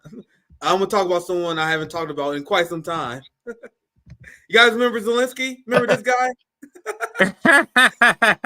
Been a while since we talked about this guy, didn't we, CJ? And Zelensky's not happy about his irrelevance in these days. So very broadly, and CJ, I'll pass to you if you have anything else you want to add. I want to let me just show him one more thing on Israel, so we can just get off of it finally. Yeah, and this is a good way to close this. And I think Nick, you'll agree. It's just to show why things aren't moving, why we have the positions we have as a nation. This is the funding that the people we call our governmental leaders, the representatives. This is the reason why we're acting the way we are. And just curiously, just broadly, just if all of us want to, kind of speak to how when this happened, the amount of politicians that came out to say, I am here for Israel, was not shocking, but it was pretty sad. And I know I saw Scott commented on a couple of them, but I'm loving this new account, Nick and Scott, and it's showing I've been seeing a lot of those recently. Yeah, showing a lot of the funding that you're getting, that these people are getting from the Israeli lobby, and you're wondering why. Even the progressive, look at her, she's approaching 300,000. Elizabeth Warren, you got her in Texas. Even they have small amounts, any amount. Look at this guy. Just so many, but just wanted to land it here. Debbie Wasserman Schultz. Now you wonder why she has the opinion she has. Look at that amount. She's one of the top people. I'll bring it down now. She's one of the top people who get the funding. Then you have Hakeem Jeffries. You have a bunch of them. But go ahead. Yeah, that was a good pivot. Since you add that, I'm gonna add my own. You guys already know I'm always ready to bash AIPAC. So this is a great way to end the Israeli segment. Then we can talk about Zelensky and Ukraine. So Scott, I actually do want to get your thoughts on this. I call these people Confederate level traitors. And a lot of Americans don't know how cooked their democracy is. Here's AIPAC just outright bragging about how they rigging our democracy. This is not the most recent one. This is a few weeks ago. They sent out another tweet a few days ago. I thought this was it, but it's not. I can find it if you guys want. But they send these tweets out essentially every week. Hey, we went 40 for 40 on these elections. And this is this one. I'll read it, and I ask you to respond, Scott. Another great night for pro-Israel Democrats. All 8 AIPAC-endorsed Democrats won their primary election tonight. So far this cycle, all 40 AIPAC-endorsed candidates have won their primary. Being pro-Israel is good policy and good politics. So they taunting us, Scott. What's your reaction? Well, first of all, I think you insult the Confederacy by comparing them. And the reason why I say that is this. The Confederacy slave ownership was a byproduct of our Constitution. I mean, we created the United States of America based upon the constitutional right to own slaves. As horrible as that is, it was constitutional. And so many Confederates would say that all we were doing is defending our constitutional right to have. There he is. There he goes. My relatives fought for the Union, and I'm glad they did, and I'm glad they prevailed. But the Confederates were at least fighting for a cause. It was a bad cause. It was a horrible cause, but they were fighting for a cause that they could at least link to the Constitution. AIPAC can't do that. AIPAC, look, John F. Kennedy understood the threat posed by AIPAC. He tried to shut them down. Some people suggest that might be why some bullets found their way into his head. I don't know. I don't want to get too conspiratorial here, but we do know that the Zionists, because back then it wasn't the American-Israeli Public Affairs Committee, it was the Zionists of America or something. At least they were more honest about who they were. Let me put it this way. If I formed a political action committee I called the Russian American Political Action Committee. RAPAC. I formed The RAPAC. FBI will be at your door the next day. The FBI will be at your door the Well, next they'd be at day. the door, Go ahead. down, I'd be dead. But if I formed RAPAC and I came out and did an ad that said, I'm going to spend $100 million this election to put pro-Russian candidates into the Congress, man, you'd be lining me up against the wall to shoot me, rightfully. Or if I formed CAPAC, CA, China American Public Affairs, and I said, I'm going to spend $100 million of Chinese money, by the way, to buy Congress. That's treason. AIPAC is bragging right now of putting $100 million of Israeli money. Now they'll say it's not Israeli money, but it is Israeli money because if you work for a Jewish organization called the American Israeli Public Affairs Committee, AIPAC, that means that you're seeing no line between Israel and America. So American citizens who go to Israel to make money can take that money out of Israel, come back to America and buy Congress. And they do buy Congress. You remember how enraged people got in 2016 over the notion that Russia was trying to get Donald Trump into office? It turns out that was all a lie. But the point is we were enraged, rightfully so, if it was true.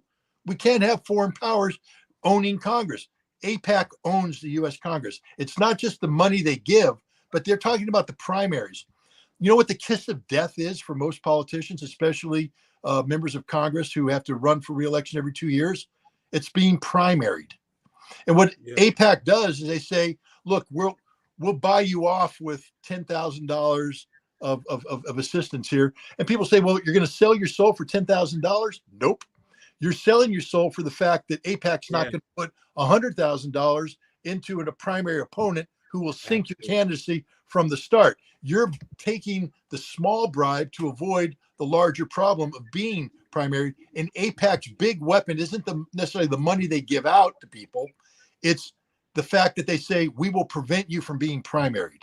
We will block you from being opposed. And if you are opposed, we will come in and we will guarantee you victory through the primary so that you vote for us.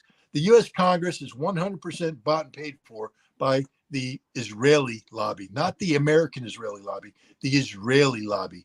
And it is treason for these members of Congress to take this money and vote the way they do, because there's no one in God's earth that can articulate any reasonable justification for why we are supporting Israeli policy in Gaza today. It's the most immoral, it's the most anti-human policy one can imagine. To support genocide is insanity, but we do it blindly because our Congress does it. And the same lobby that controls Congress controls mainstream American media. So mainstream American media is not allowed to ask the questions that they should be asking about the role that Israel plays. It's anti-Semitic, apparently, to raise this. I always thought it was American, very pro-American, to raise threats against the integrity of American democracy. But no, when it comes to Israel, it's apparently the 51st state. They have equal rights as Americans, or supreme rights, because they are, after all, God's chosen. Your rights, yeah. And I'm not. And that's why I find it funny. And I'm responding to this chat by RBN member Amanda. When people pretend that American politicians have good calculating reasons to support Israel, they're like, well, technically we're supporting Israel because Israel is the strongest democracy in the Middle East and they provide us. No, shut the fuck up. They are doing everything they're doing because they're paid by everybody. There is no strategic thinking. So I'll read this comment because this is kind of what I'm responding to. This is how everyone should respond whenever people pretend that there's any strategic thinking to support Israel, who is a national security threat. I explained many times on rant. I'll spare you guys. Israel is a national security threat to Americans. There's no reason for Americans to support it. Politicians do it because of these tweets and the great reasoning that you laid out. Because the way you said it is very impactful. Because not only the money is the protection for being primaried. So, like Amanda said, when she asked me because I remember this question when Amanda asked me about why United States leaders won't support a ceasefire despite how popular it is. And he said, I spit out so fast because I knew immediately. It's AIPAC. No, there's no other calculation. I see some people say, well, technically, these evangelical Christians believe that Israel. No, they're not. That's not the reason either. They working backwards from their conclusion. It's the AIPAC money. That's why. And that's why we need to be aggressive in calling these people out as traitors. I love using the Confederate level traitor because it clicks to people immediately what the fuck I'm talking about, because they are. It's unbelievable. And young people, when we hear about it for the first time, we are like completely shocked. I've seen all these TikToks, young people like, man, I just heard what this AIPAC lobby is. What? Like our generation, like, this is crazy that this was ever allowed to be a thing. But anyway, I want to move on. Any last thoughts on Israel, AIPAC? Just to wrap up, any last thing you want to add to this, Scott or CJ, before we move on to the Zelensky score? CJ, No. anything else to add into it? Going once, going twice? No, Ukraine is going to be funny. Ukraine is going to be funny. Opposing Israel is the most patriotic thing you can do as an American today, and it's also the best thing you could do as a human being. I had to apologize to a Palestinian crowd in Tampa, Florida, when I spoke there last month, because I admitted to them, I'm 62 years old. And I said, it took forever for me to see you. It took forever for me to see you. You were here the whole time, and I looked past you. I didn't recognize you. I didn't acknowledge your existence. And I apologize for taking so long to see them as human beings, to see them as a community in need, to see them as people deserving of my support, because they are humans, and to recognize that the people that are trying to destroy them aren't humans. I'm not advocating for any violence against the Jewish faith. That's the last thing I'm doing. I don't condemn the Jewish faith. I believe in freedom of religion, and I believe everybody should be allowed to practice a religion free of persecution. Christians, Muslims, Jews, Buddhists, anybody. But when I criticize Israel, I'm criticizing Zionists, not Jewish people. There's a difference between political Zionism, which is primarily secular in nature, meaning they don't believe in God. They're using God. They're using the Bible to achieve their genocidal ways, and the Jewish faithful. I have seen the Jews. I recognize the Jews, and I gave the Jews all the benefit of the world as any human should be given. But I fell victim to the fact of conflating Jews with Zionists. And so for a long time, I was giving Zionists the benefit of being Jewish. They don't deserve that benefit. They are a criminal enterprise. The Palestinian people, on the other hand, are the victims of this criminal enterprise, and they need to be seen. They need to be acknowledged. They need to be embraced as fellow human beings. And again, I apologize for taking so long to do this, but I can promise them then, and I promise them now, that I will never be blind to them again. I wish, and if there's a clip, let me know, because that would be a glorious clip. That if there was a video of that, if there was any video that deserves to go viral, that's it. Because that's a video. That's a great sign of. What was that? There is a video of the speech. I can send the link to you. Yeah, we need to play that. That's an amazing clip. That's a clip that needs to go viral, because that's exactly what we need. And you guys know the frustration. How many times it's on RBN? How many times am I doing these rants talking about how right I am? And I'm like, these people won't even apologize for being wrong. That's a statement where you guys know a lot. I say it all the time. Like these brain people who vote for genocide, they won't even admit they're wrong. The black boomers who sold us out to the police state, they won't even admit they're wrong. The first step towards healing is what you just did, Scott. And I don't know if you guys know, I don't know if you know how important that is. How unbelievably important that is. I didn't know about this clip. I definitely got to look it up. I definitely got to show. That's an incredible thing and gesture that you did. It shows good faith. And we need more people who admit that they was brainwashed. We need more Americans who was brainwashed by Reaganite ideology to just simply admit, I was wrong before, now let's move on. I know that seems like a simple thing to do, but there's so many people who won't do it. There's so many people who stay on the bad side just so they won't do that. You know what I mean? But anyway, I'll spare you guys. Yeah, I don't want to that's let a you great anyway. point. That's a great point. Not even about being wrong. It's about acknowledging that you were blind. Yeah. You know, being blind doesn't mean you were wrong. It just means you were blind. But once the impediment has been removed from your eyes and you see, then you have to at least be honest enough to say, now I see. Now I know. Now I understand, and I will do the right thing. It doesn't mean that you were wrong necessarily. It means that you were blind. Way to put it. Yeah. Yeah, that's a good way to put it. Now let's move on to the funny story. I kind of spoiled it earlier, but I think this is a good pivot because it's been a while since I talked about Zelensky. You guys like who? The guy you talk about all the time. Who? He's irrelevant. We told you guys that war wasn't going to last that long. It's over now. But anyway, let's see if Scott agrees or disagrees with me. Here's the title of this article I found hilarious. Zelensky calls for the same unity from allies as for Israel. So because Zelensky is being greatly outshined by the West's willingness to support the genocide in Israel.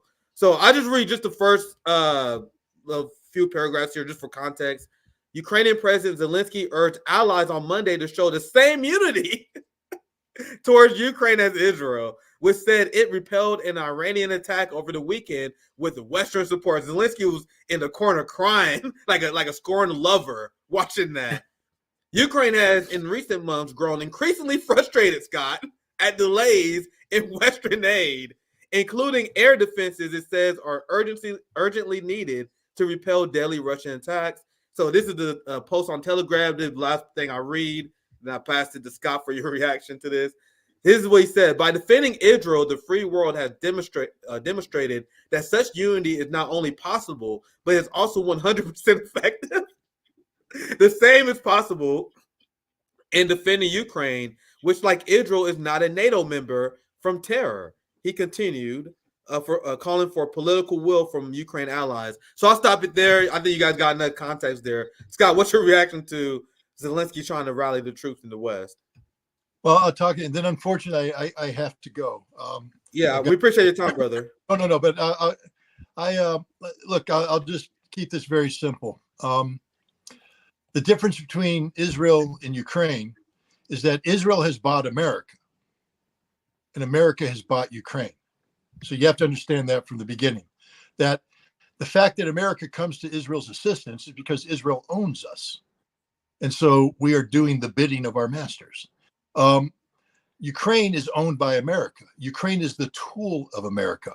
We don't care about Ukraine. We don't care about the Ukrainians. We've been using them from day one. The Ukrainians were led to believe they were going to be part of the European Union. They will never be part of the European Union. They were led to believe that they would be part of NATO. They will never be part of NATO. They don't qualify for either of those. What they are useful for is to be a tool that we will sacrifice as part of a larger policy objective of wearing down the Russians, of containing the Russians, of weakening Russia. But we are never in the business of promoting Ukraine. Therefore, we will never come to the assistance of Ukraine the way we have come to the assistance of Israel. We came to the assistance of Israel because we are obligated to do so because they own us. They own our politicians. We just talked about this.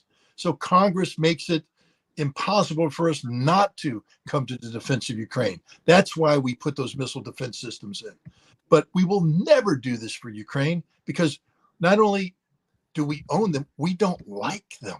We really don't. How can you claim to like a nation when we've allowed over 500,000 of their soldiers to die, when we've allowed $1 trillion worth of infrastructure damage to take place, when we've allowed tens of millions of people to be dislocated from their homes, when we've destroyed their economy, when we've done all these bad things with no hope of recovery, and now we're going to abandon them. You can't say you like them. The reality is we hate the Ukrainians. We hate them. We despise them. We are using them. And Zelensky's now waking up to this reality. Well said, Scott. Anything you want to shout out? Any last? Yeah, shout out before you take out. We appreciate your time. Always great to have you on. A lot of insightful thoughts as always. Any last thoughts, Scott? Well, thank you very much. I'll send you that clip on. Yeah, I definitely will check it out. Thank you very much. I follow you guys. Like I said, I'd like to put my skyhook up against your jump shot sometime and see what happens. But that would be a great video. It's a privilege to be able to talk with you and to share time with your community. And if you ever think that my presence would be valuable, don't hesitate to reach out again. For sure. Absolutely, sir. Thank you for that. We'll put you in the back. Nick, we can continue with that Ukraine. We haven't talked about Ukraine. So if you wanted to, I'm sorry, Scott, if you wanted to continue covering that, I'm completely down to cover that before. I have another 20 minutes. so I can cover. We can. Yeah, well, yeah. Whatever you want to cover, we I can want do to show that. you guys. There's a. Actually, I do have something I want to show you guys. It's kind of unrelated. I'm showing you guys. You want to do a live segment because I've seen this video. Yeah, whatever you want to cover, we can cover. I haven't whatever. seen this video. I haven't seen this, but I want to see it, and I think it'd be great. This is George Galloway. I found this shortly preparing the show. I'll probably gonna show this tomorrow at Nick and Night or something, but I think I want to watch it. I haven't seen it. So here's George Galloway addressing Rishi Sunak on the Israeli destruction of Iranian embassy. This was today, apparently. So you guys see why I want to see this? I haven't seen it. You want to react to it with me, you guys? Let's watch it. Let's do it. Baker, I knew your father well for a very long time. He was a fine man, and I am sincerely sorry for your loss. There was not one single word in the Prime Minister's statement of condemnation of the Israeli destruction of the Iranian consulate in Damascus, which is the proximate reason for the event everyone is here in concert condemning. He was not even asked to do so by the front bench opposite. Kay Burley is the only person so far to demand that of a government minister. We have no treaty with Israel, at least not one that Parliament has been shown. And the Iranians are not likely to listen to him. When Britain occupied Iran, looted its wealth, and overthrew its one democratic socialist government in my own lifetime. Oh, Jesus Christ. I got a lot to say, but I'll let it finish. I think he made his point. Can you actually no, I'll let it finish. Mr. Speaker, whatever may have happened a few weeks ago, it is absolutely no justification for launching more than 300 drones and missiles from one sovereign state towards Israel. It's as simple as that. And in the honourable gentleman's... Can you pause it there? So he's basically saying you could do whatever the fuck... wasn't it? Yeah, you could do whatever the fuck you want to do. There's no... This is to hear this sort of Western chauvinist perspective of we could do whatever the fuck we want, but you cannot retaliate. Basically, the Nat Turner rule, like you can't do shit.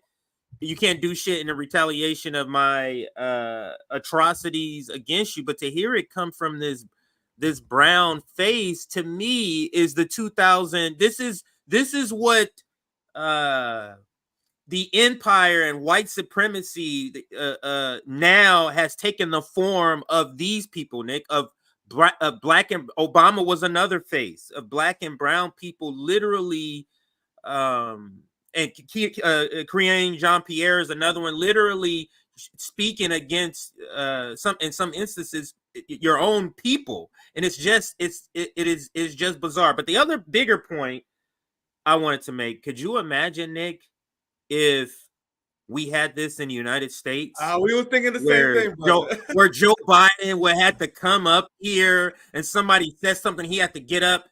Could you imagine if we had just this? I would just love to have as a difference in the governmental style. But go ahead, Nick, if you were gonna. We was working.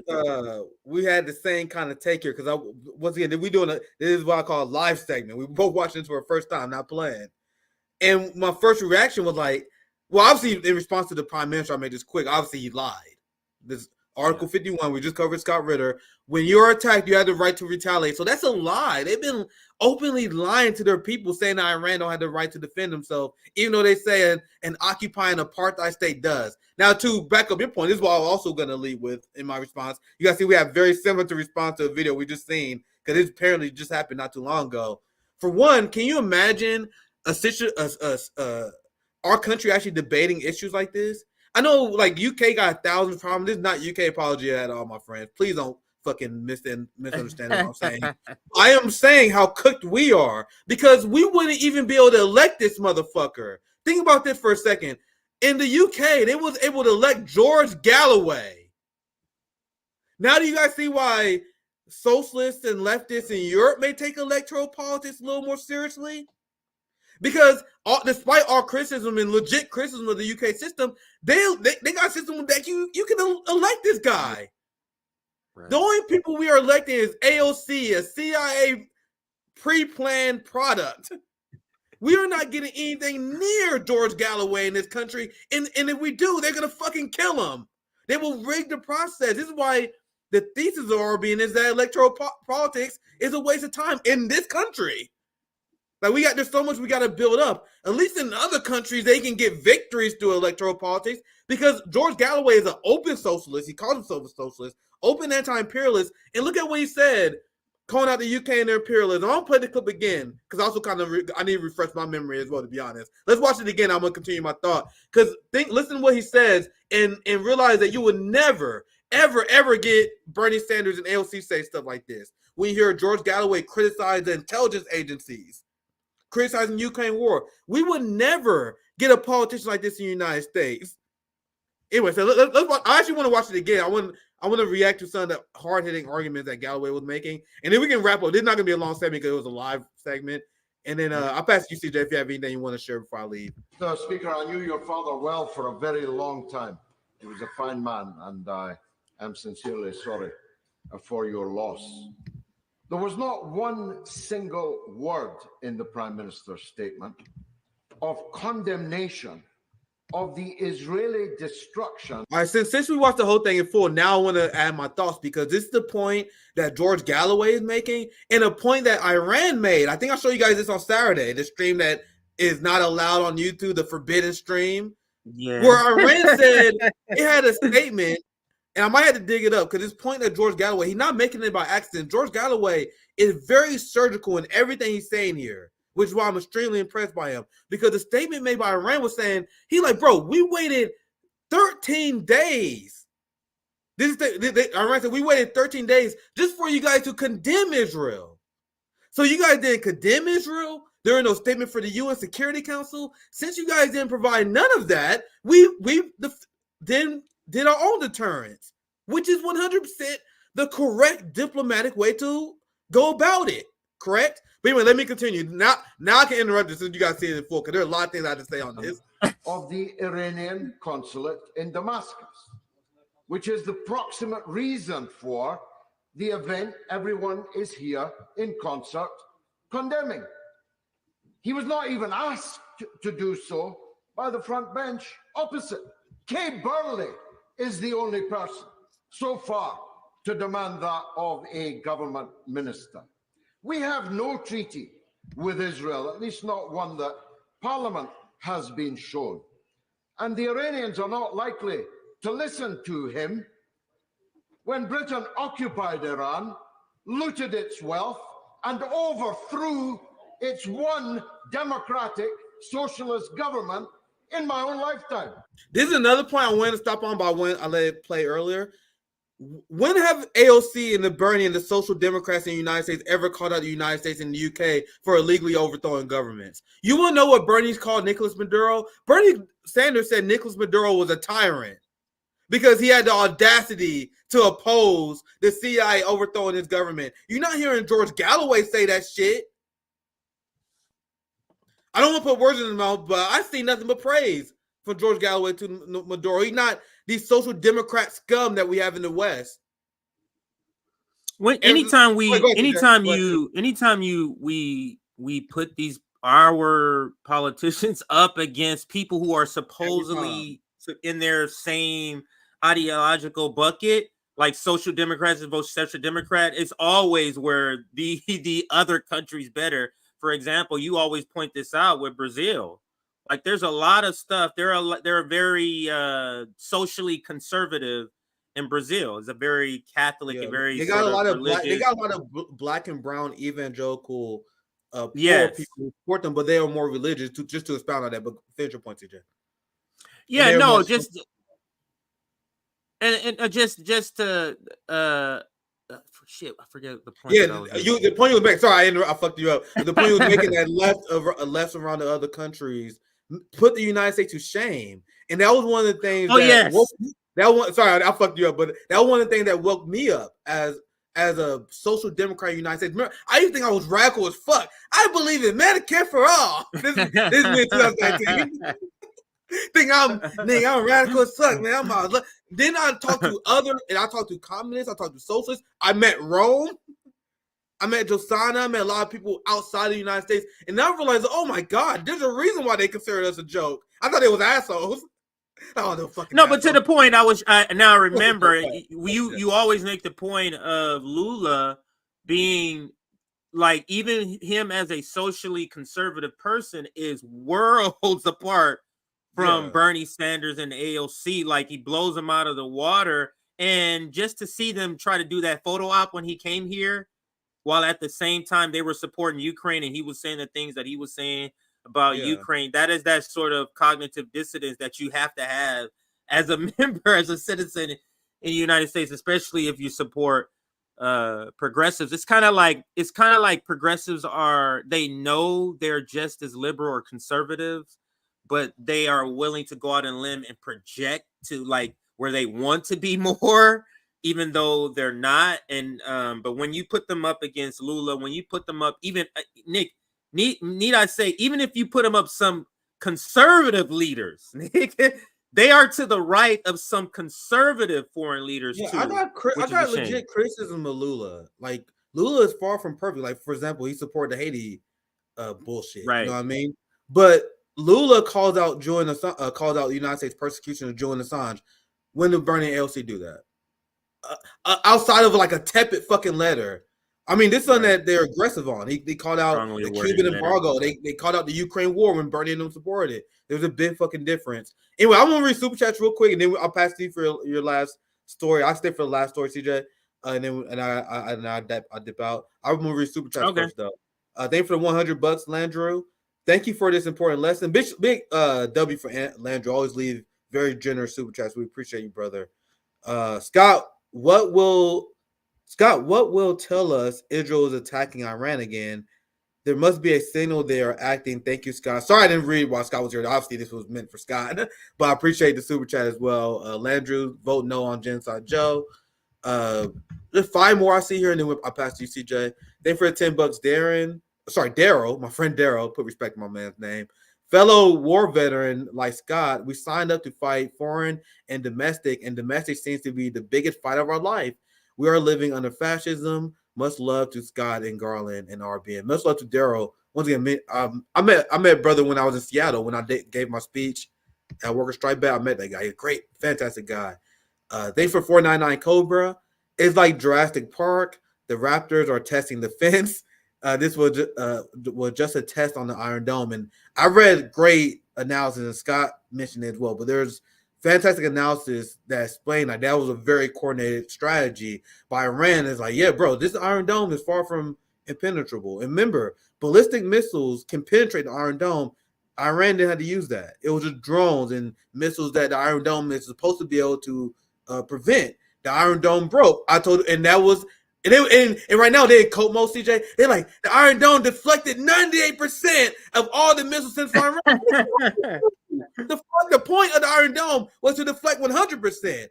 You think Israelis are sleeping like babies at night, knowing that Israel deflected 98%? Yeah. Do you think that's the reason why your stream got taken down? You think do you think they considered that misinformation that their dome didn't fail? Because in the title it said the dome failed. Do you think the Iron and by the way, the Iron Dome did fail? I showed you guys video evidence of it failing. If Iran wants to target something and they know how to make it fail, they prove that they got the ability to do that. So you deflecting 98% of it is irrelevant if they had a target that 2% is going to hit. That's overwhelmed. You know why? You know, what I'm saying making sense?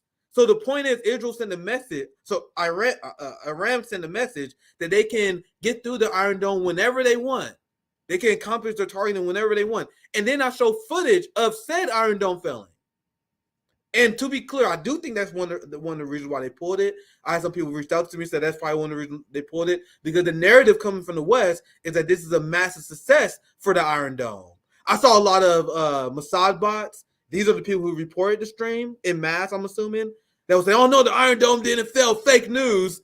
So that's probably what got me, to be honest, because that's the narrative that you can't challenge. I wasn't wrong. Because I saw the whole stream and I was like, there's nothing else they could have got you on. It's literally nothing else. I'm like, dude, you played literally videos from their news sources. It's nothing else. I'm like, it had to have been the title and that little part right there. You saw the stream. It's still up on X. It's still up on X, by the way. Yeah, you can see it on X. Rumble. I literally read from the New York Times live, bro. I did that on fucking purpose. I literally paid like 50 cents to get this damn article just so I can read you guys a live fucking updates for New York Times, just to prevent that from happening, and still happened anyway. Like I took precautions, right? That was one of them. Reading from New York Times. Look at all the mainstream articles I read from them. You guys think I want to show you guys that shit? I'd rather show you guys Caitlin Johnstone and shit. I'd rather show you guys grades on it. It's a strategic, want to see that shit. It's a strategic move that I do. Where I show you guys less of but that. You got more mainstream. But go ahead, CJ. You got 30,000 or so views, so I think, you know what I mean? The education has been sent, Nick. They can take it down all they want. You can take it down all you want, but you reached 20. I think it was 25. Maybe it was 25 or 30,000 people by the time they had taken down. But this, to me, also proves that. And we joke about this. We joke about how RBN was labeled the most left by Mediaite, and I think we even have this right here. Was labeled the most left propagandist by Mediaite. This is a corporate. We're on the list with people like Lee Camp, but entities like CNN and MSC is on the same list, and we are listed as the most far. You think they're not going to do nothing? You think they don't have a? You don't think they're going to reach out to their other fellow capitalist comrades at YouTube and be like, "Hey, here's a tip for you right here," and then they start to come on, man. Like this is why I say RBN suppression. Everybody on the left is getting suppressed, but there is a different level of suppression that's happening with RBN, Nick, and a word to the point to where I believe there is a person our account is manually watched. All of our videos for the last 3 weeks have been listed as limited. Doesn't matter what it is. Our RBN videos where we're talking about our anniversary, limited. When we're just talking about us, everything we put out is limited, and it's been since this, especially Israeli coverage, they have turned this shit way up. CJ, you seen the email too. Once again, we got a good source telling us that we blacklisted from Reuters. I use that as an example, showing you guys that they know us and they all given instruction not to show. Like we had Dr. Cornell West on our show, for example, and no one wrote an article about that. The presidential candidate. I seen him go on other shows, and they will write an article like Dr. Cornell West was, and they'll be disrespectful. They'll be like, Dr. Cornell West was on a Friends Left podcast, and he said this. We had this man on 3 times. They never wrote an article about anything he said. Once again, this is all speculation, but we can use common sense. I have sources that we have articles. There's the Mediaite article that said RBN the most dangerous far left media outlet. So it is what it is. Like we already knew that we was up against capitalist structures and they will hold us back. But we gotta take pride in it. We still give information to the people. And even though they delete the stream, they're not going to delete the stream for the 30,000 people who watched it. You know what I mean? The influence is there, Nick. Our influence is outside. And I don't know if you were on the stream where I said this before. RBN's influence is outsized because the people who make content watch us. So our influence, you can suppress us, YouTube, all the fuck you want. And you might have us, they're literally suppressing us, keeping us in the 40,000s. Just based on our trend, we should well over, Nick, be about 51,000 subscribers. So there's heavily suppressing our subscribership, but that doesn't matter because the people who are we in community with, Do Dissident, Sabby, Jimmy Dore, they're saying a lot of the same things we're saying. So you can suppress us all you want. It's not going to stop us. Not with our community. Yeah, well said. We got 3 more comments here I'm going to read. Thanks for 199. All these warriors are so selfless. The passion and dedication is inspiring. Keep fighting, and thanks for everything you do. Thanks for the 1999. Dan, thanks for $20. Etris Santos. Scott Ritter represents the millions of people who are very angry about Israel's atrocities, who are feeling completely impotent. The 6-year-old child's audio made me cry for many days. Greeting from Brazil. Yeah, that's the rage you guys feel. The kind of unhinged commentary, just the hopeless feeling. That's where the rage comes from. Humans don't like that feeling. It's in our nature. So the hopelessness and how helpless we feel being a part of society that's so evil. And I had this viral tweet last time I said I passed you, CJ, where I explained and I showed how conservatives are turning against Israel. It went viral because I posted all the YouTube comments of right-wingers ratioing Fox News. And there's like so much relief. You know what I mean? Like and I'm trying to see if I can explain it because it's a thought I almost wanted to write about. Like when we see the white evangelical Christians, when you see right wingers, let me see if I can find my tweet just so I can illustrate to you guys. Because I tweet about this and this tweet went viral because I was showing evidence of right wingers speaking out against Zionism. And I think one of the reasons why people are happy to see this is because they're like, man, we disagree with you guys on so much shit, man. You guys are so fucked up in a lot of ways to us. But it was very depressing to see our society where we couldn't even agree on genocide, bro. Despite, we got a lot of disagreements on social issues, you know what I mean? We may disagree with tax codes, but we feel like there's some things that should be universal, like Zionism and the evil of Zionism. The evils of what's going on in Gaza, that should be indisputed, man. So when you see society who not willing to see and acknowledge that, that makes you aggressively sad, like angry sad. So when you see like these conservatives chanting Genocide Joe, that clip went viral when they were chanting Genocide Joe, that I showed on Saturday, that got pulled at a Trump rally. And that video went so viral, everyone was so happy because it's like a moment of relief for like ordinary people. Like, yes, we disagree with you guys on a ton of stuff, but at least you're not getting genocide wrong. You know what I mean? And I hope this momentum continue. Like there are a lot of people I find despicable. I find Candace Owens despicable. Me and Sabby, Arbin, we're not going to hide about how despicable we find Candace Owens, who has tears to cry for Palestinians, but not for black men. But I do find it's a relief, and I am very happy. Like, there's something in my soul. They're like, man, at least she got this right, man. You know what I mean? That is true. That is true. It's like a, you're not a soulless ghoul that at least you have that. It's a baseline. Yeah, this is a very short segment. It's it's about a 45-second clip I want you to react to. I'm hoping that you haven't seen this yet. This is one of those things where I just see you react to. So Cornball West, and this is the name, and I'm paying homage to you, Nick, because you came up with the cornball part. So Cornball West addresses his low poll numbers. So I'm going to cover the video more broadly in another segment. But just for this segment, with the little bit of time that Nick has, I do want to cover just this little small question that he gets when he goes on. So him and his newly crowned VP pick went on CNN, Abby Phillips, for a 17-minute interview. Like I said, we're just going to cover the part where she asked him about the poll numbers, which has to be humiliating because this is the deal that him and like people like Marianne Williamson, even JFK, the deal that they're saying, hey, you could come on here and we'll put you on cable news, but we're going to go at you. We're going to embarrass you in some sort of way. So let's listen. I do have to ask you about the political realities that we're in. You know this as well as I do. Some of this polling is not good for you, Dr. West. It shows 7 swing states that will decide the election. You are behind Robert Kennedy Jr. in all of them, the low single digits. The same is true in a national poll. The same is true even among independent voters, young voters. Now, Nick, if Cornell West stayed on a better path with the Green Party and kept coming on RBN to remain accountable to the community and even Black Power Media for that matter, even though we don't really fuck with them, even going on them, do you think his poll numbers would be this horrific? I don't believe they will, but I'm just curious. Maybe you don't think they would change. Yeah, but do you think it would be this low? Like you're polling under Jill Stein, and supposedly you have the bigger name. That's crazy to me. But go ahead. Yeah, I don't want to make it too much about us. I won't. But if you just listen to the direction that us leftists, us Marxists was giving you, these numbers would be way better. I'll just leave it at that. Another analysis I have, because I said it before. I don't really care like if I'm offending people anymore. Like I reject all forms of liberalism. I have the failure is not an option mentality now.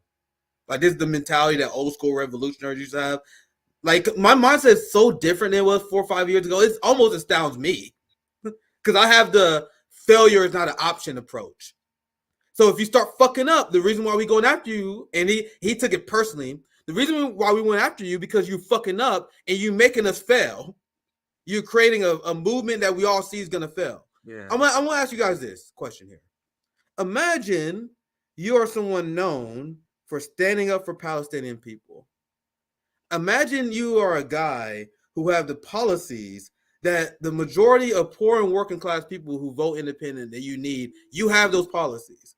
Then you get a gift, the gift of unlike no anyone had ever seen. There's a genocide in Gaza, and then one of the biggest third-party options, someone you're supposed to be competing with, is shit on that option. So your biggest person you're competing against, RFK Jr., is horrible on a genocide you are now running against. How do you fuck this up? We said, remember, we got shit on, and I think I deserved it. I took that criticism legitimately from people to my left, my fellow Marxists, commenting like, Nick, you shouldn't give this motherfucker a time of day. Yeah. And remember what our response was. I was like, bro, I take all y'all criticism. The reason why I'm doing it is because I think this is a unique time where we can get 5 to 15%. Well, because of the situation we're in, we can spark revolutionary thought. It was such a great position, uniquely great position to run against Genocide Joe while young people were rebelling against them. But despite that, he's at 2%. Despite the greatest situation that anyone could have ever teed up for cornball. He's at 2%. You know why? Because he didn't want to listen to us. I don't want to pat myself on the back. That's not the point of this segment. At least for me. This motherfucker could have listened to anybody and did better than this. He had the best situation any third-party candidate has ever had in the history of Everdom. And he got 2%. I know I'm an asshole. I don't care anymore. Failure is not an option. You failed, Cornell. And if you're in the PMC class and you raise your hand to be a leader, the onus is on you. And he couldn't handle the fire when he realized that we're going to keep that pressure on him. The reason why cornball turned on us is so weird because we criticize him for apparently the straw that broke the camel back is when we criticize him for going after Navalny. The point I keep making is that you guys realize that Cornell West was trending on Twitter and everyone on Black Twitter was dragging him. That's why I was literally blown away when we talked about this in our group chat when we saw that Cornell West came after us by name. I was like, what? I was literally aback because it wasn't a unique RBN take, my friends. Every Black fucking political account on the left was calling him out. But he aimed at us. That's why I was like, wait, what? Because he wanted to turn us to a media arm. He wanted to turn us to yes men instead of listening to the advice that just not us, but everyone was giving him.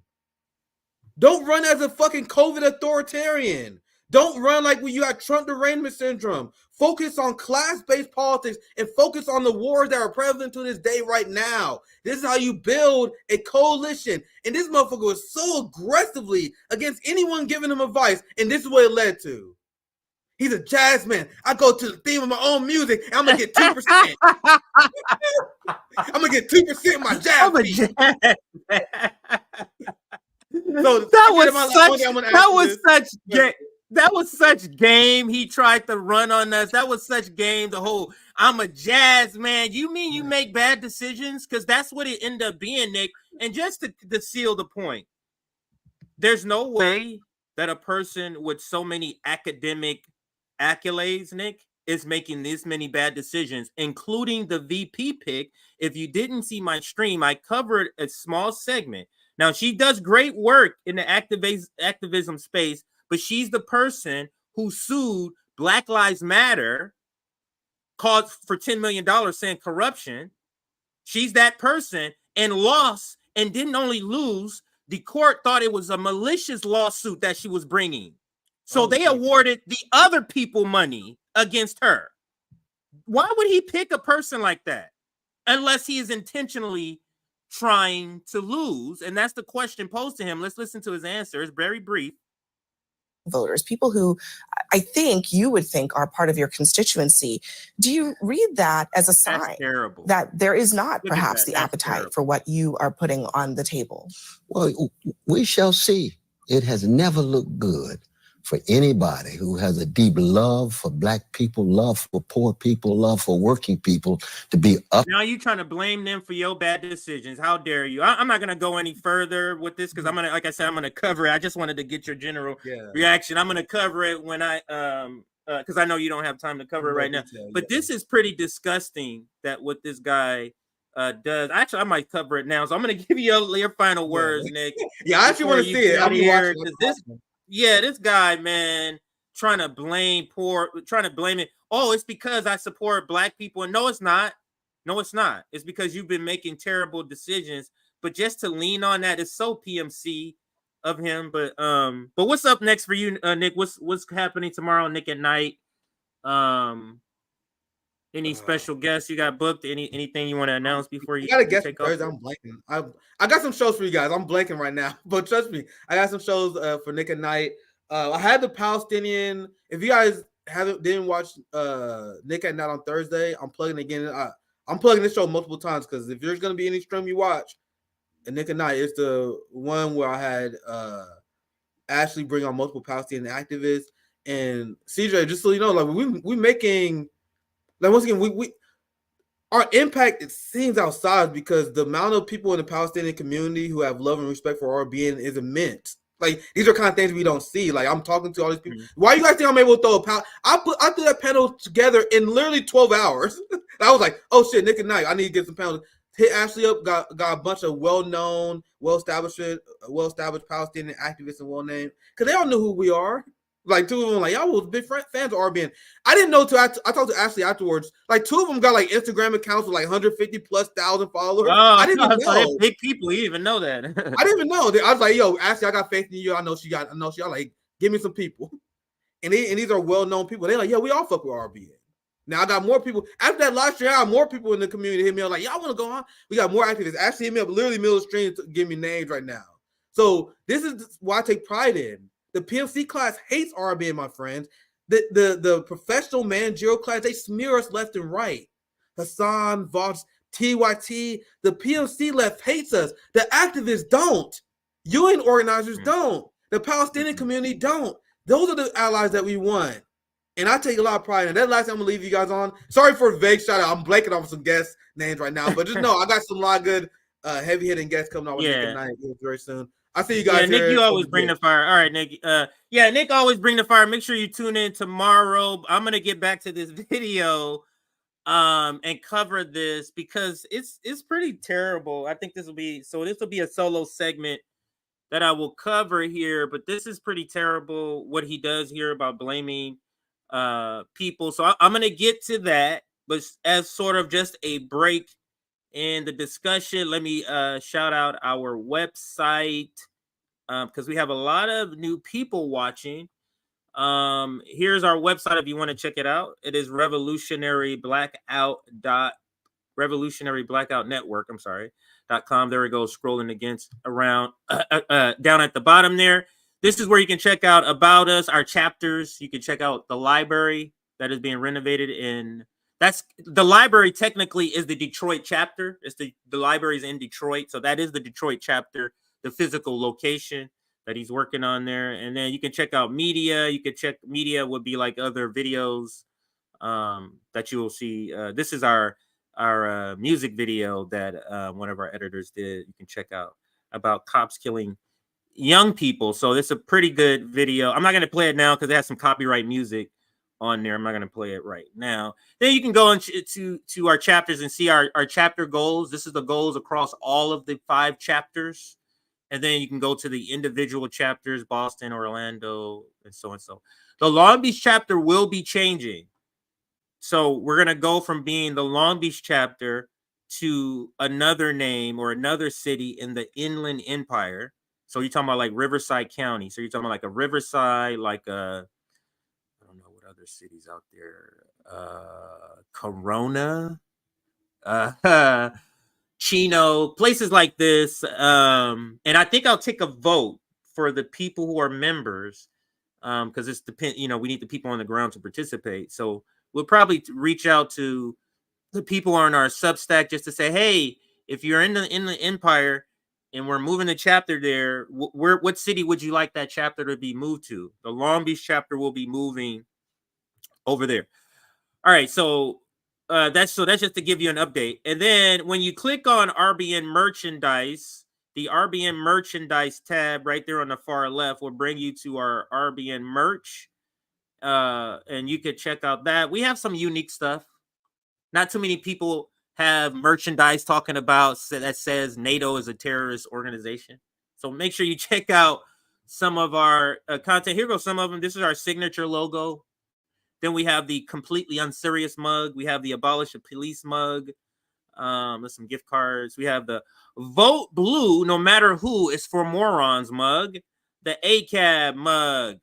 And then we have the lesser of two evil mug. We have the post-duopolar voter mug. We have the Democrats and Republicans can kiss my ass mug. NATO is a terrorist organization and class warfare.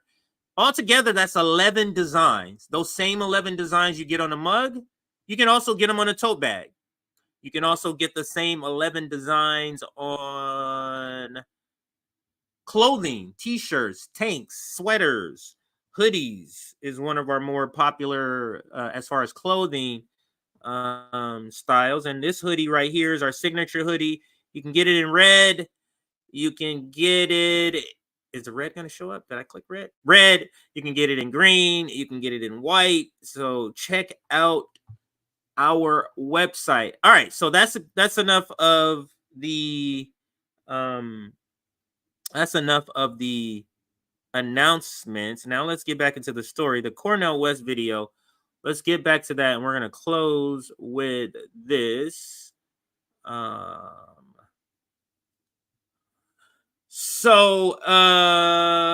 West, and I'm gonna rewind it from the beginning. Cornell West picks his VP pick, then he goes on CNN. And they allow him to talk about what he wants to talk about, which is introducing his VP pick.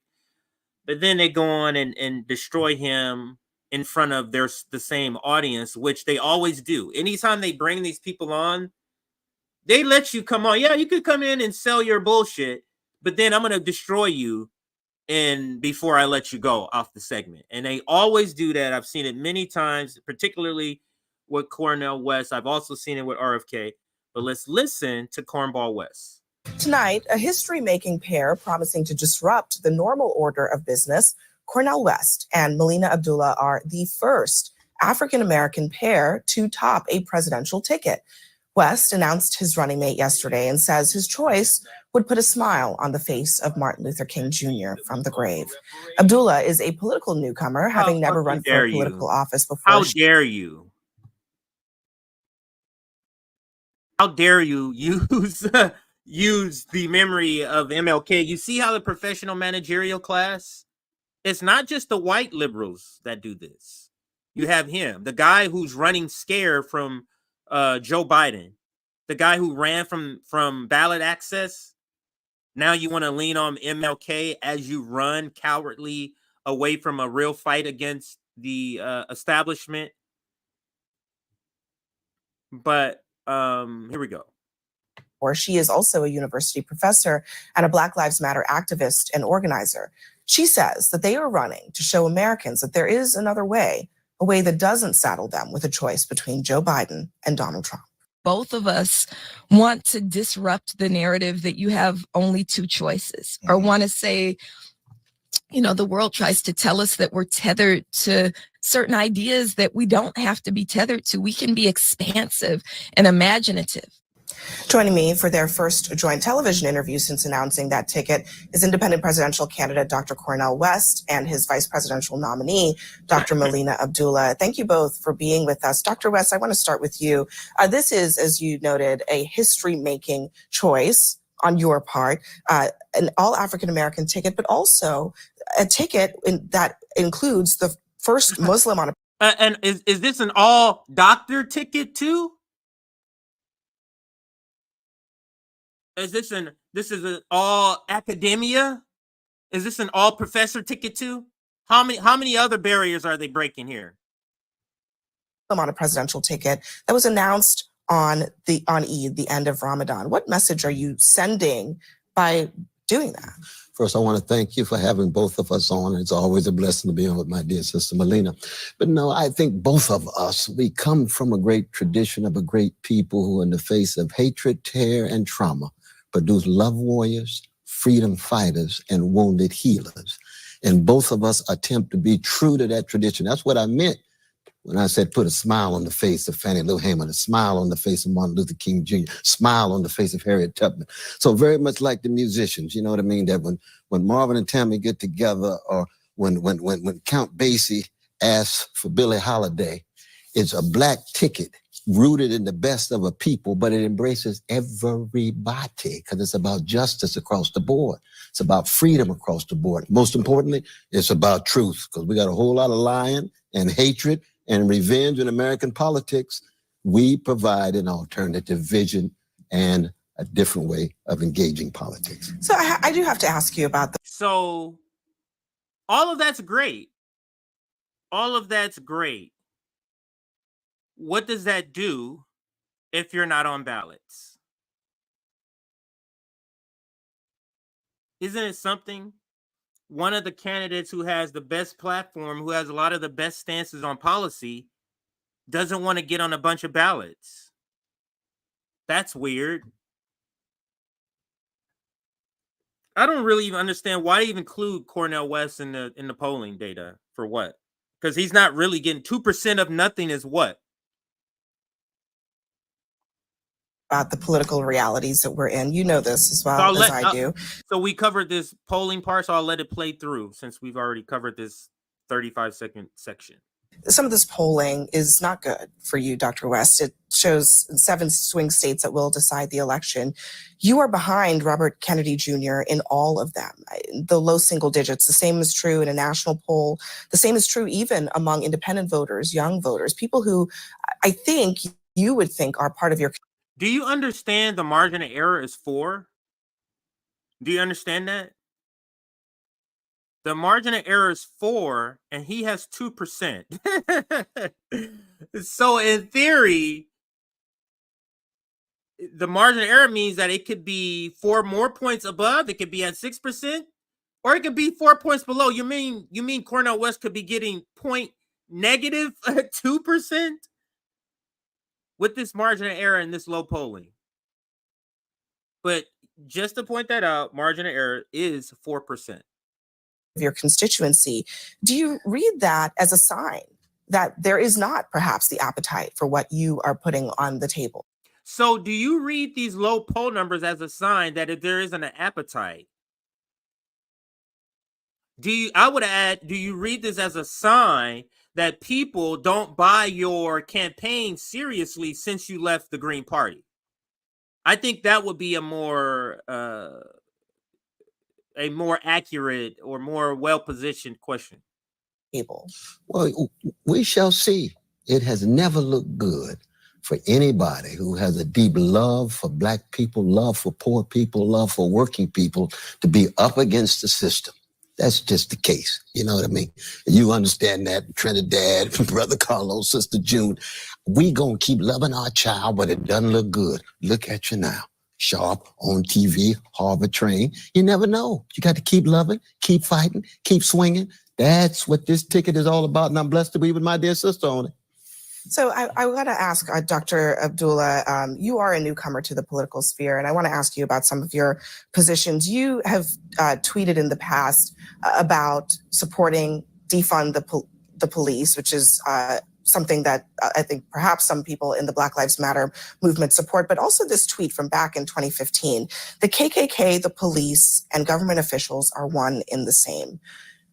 That's based. That's based.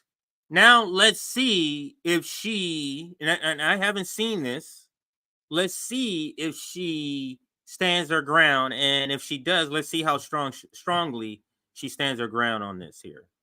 Because that's a base tweet, and that's a pretty accurate tweet. I wonder, do you stand by that comment? Absolutely. And thank you for having me. I want us to understand the history of policing in this country. And so Twitter doesn't allow you to give a whole history of policing in this country. But in a few sentences, we can just confirm that there is no historian that I've ever come in contact with who disputes the fact that policing in this country hails from slave catching. And so when we say that policing is, the new millennial slave catching, we're not saying that we don't want public safety. We're saying we want real public safety where community is really centered, where Black safety is centered. And we know that when Black people are safe, we also create safety for everyone else. Dr. West, you talked about your campaign being about abolishing police brutality. So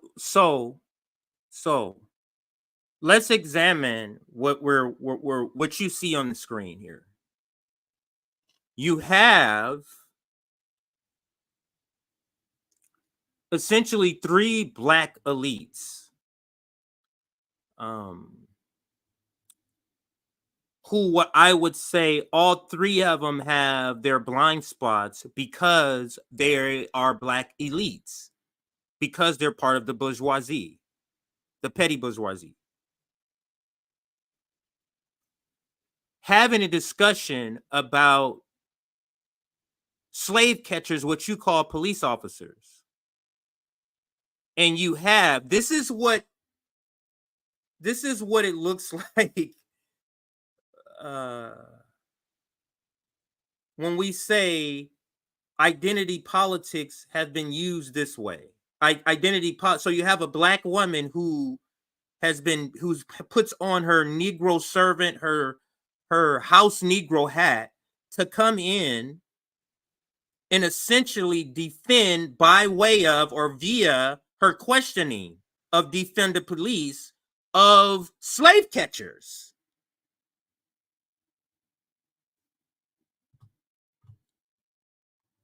And I would be remiss not to even mention, and she's the darkest of the 3.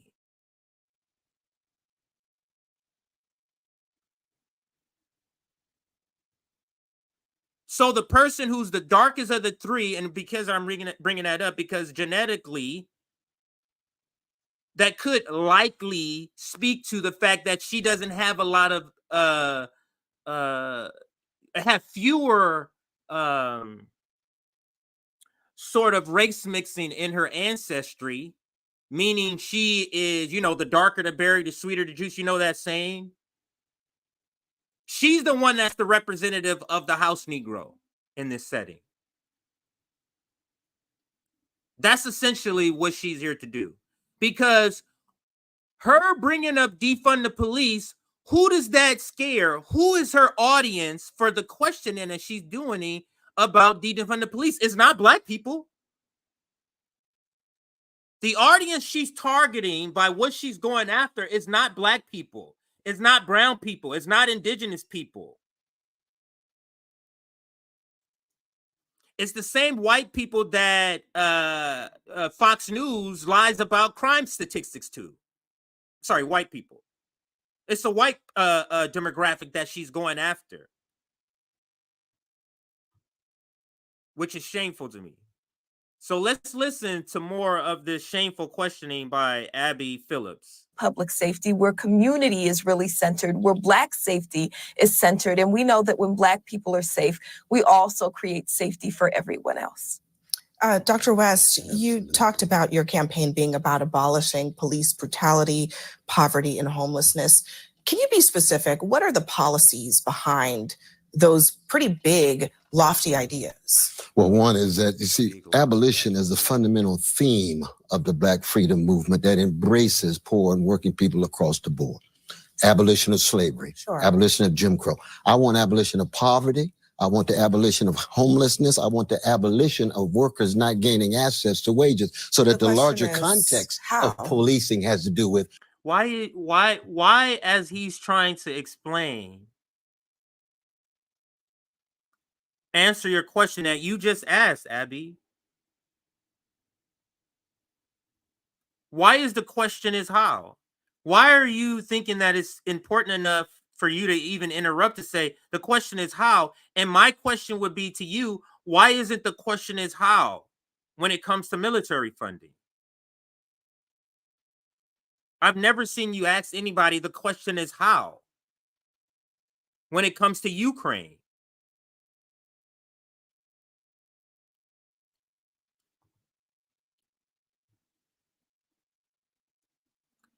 This is the deal that these black faces in high places make in order to be given the position they're given. So she's given this position to be the black face of CNN, but in the small print of her contract, this means on the very few rare occasions, you're going to have to come out and represent white supremacy versus some black people. We got to make sure we don't have poor people in despair. We got to make sure the young children have quality education, health care, and it's because if this was a white person having the same question, you see how that's not bad, that's bad optics. Wage and safe community. So it goes hand in hand in that regard. But it's the ugly police brutality. And we just saw in Mississippi with Brother Jenkins and Brother Parker. Thank God for Malik Shabazz and Brother Trent down there, the lawyers. What happened down there? These brothers getting shot in the mouth. We see it over Dexter Reed in Chicago. That's what we want to abolish in a fundamental way. I think the question was, forgive me for interrupting, about policy solutions. We acknowledge the problem. What is the solution in your mind? No, but abolition of poverty is a policy. That's very important. Wages being high enough, quality education is a policy. This is one of the things. Now, let's see. Maybe he'll go into detail, but this was one of the critiques I had of Dr. Cornell West. He hasn't displayed the ability to talk about specific policy. He has an ability to talk about grand ideas. So you have identified a problem. So what legislatively do you want to pass to fix the problem? This is where he finds it very hard to answer questions. And then we have police community having oversight of the police and the police being accountable. That's why I mentioned Brother Jenkins and Brother Parker. Police must be accountable, but we have to understand policing in the context of the larger communal conditions, which have to do with too many poor people, not enough access to education. We have access to healthcare. A lot of issues on the table here in this election. Yes. One of the biggest ones right now is what's going on in Gaza, in the war over there. I know that you both support a ceasefire there. The latest reporting. Not just ceasefire, end of occupation, end of the siege, sure. Palestine. But can I just ask you specifically about where we stand here today? Hamas, according to CNN's reporting, cannot assure Israel that it has 40 living hostages that are women, that are ill, that are elderly, out of the more than 100 that are still believed to be in Gaza. If they cannot do that, they don't know where they are, perhaps they can't guarantee that they are still alive. Should Hamas immediately release all of the hostages in exchange for a ceasefire that is desperately needed by the people of Gaza?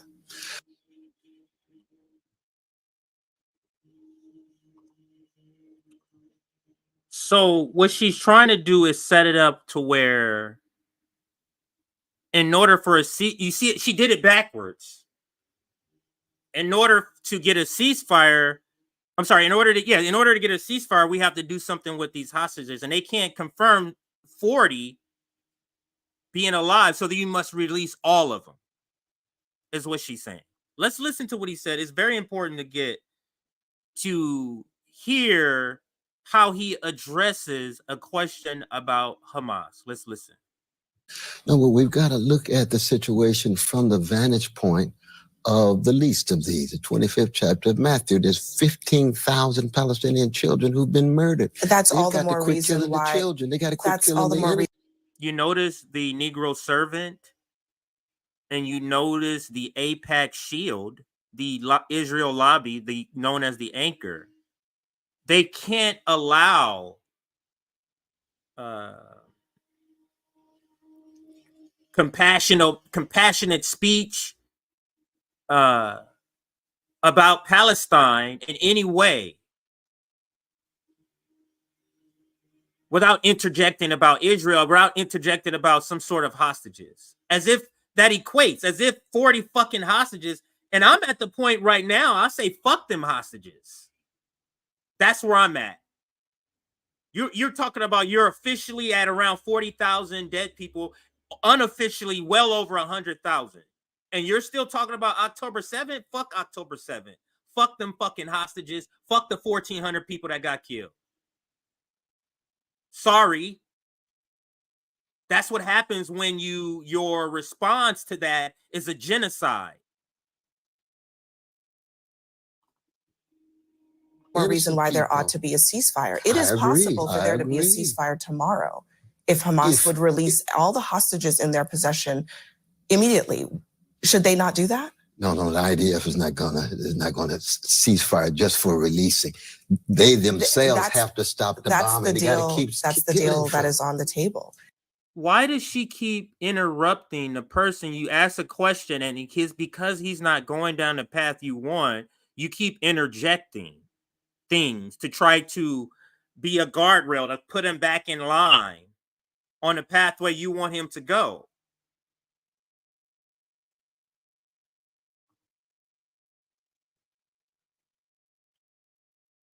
So if you were to get the hostages tomorrow,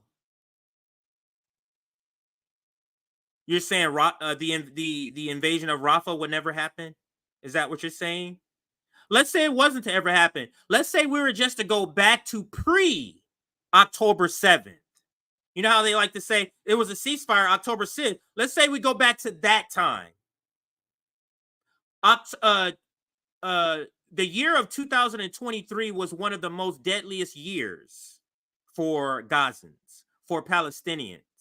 Those articles had already been reported on. Pre-October 7th. Pre-October 7th, 2023 was already labeled one of the most deadliest years in recent memory for Palestinians. So what she's saying on face is just on face value is just incorrect. So you're fine with going back to the slow genocide of Palestinians. That's what she says. That's what she says. Going back to we can have a ceasefire now. Can we? And Hamas themselves say they can't assure them that each life is precious, Israeli or Palestinian, whatever, but it's the Palestinian lives that are being lost. We've got to start there. That's been part of the problem with Biden. That's been part of the problem with Schumer. They don't look at the situation from the vantage point of those who are suffering the most. They look at the Dr. West, it does sound like you will not say. You notice how she keeps interrupting him? Because she knows where he's going.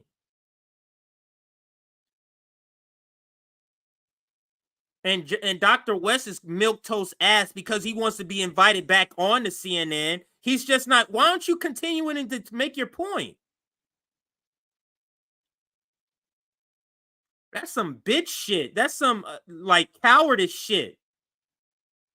Finish your point about the empire. She is paid to interrupt you when she hears you going down the path of saying some unflattering things about the empire that they don't like to be put out on public TV. But you take the bait and stop when she starts to speak.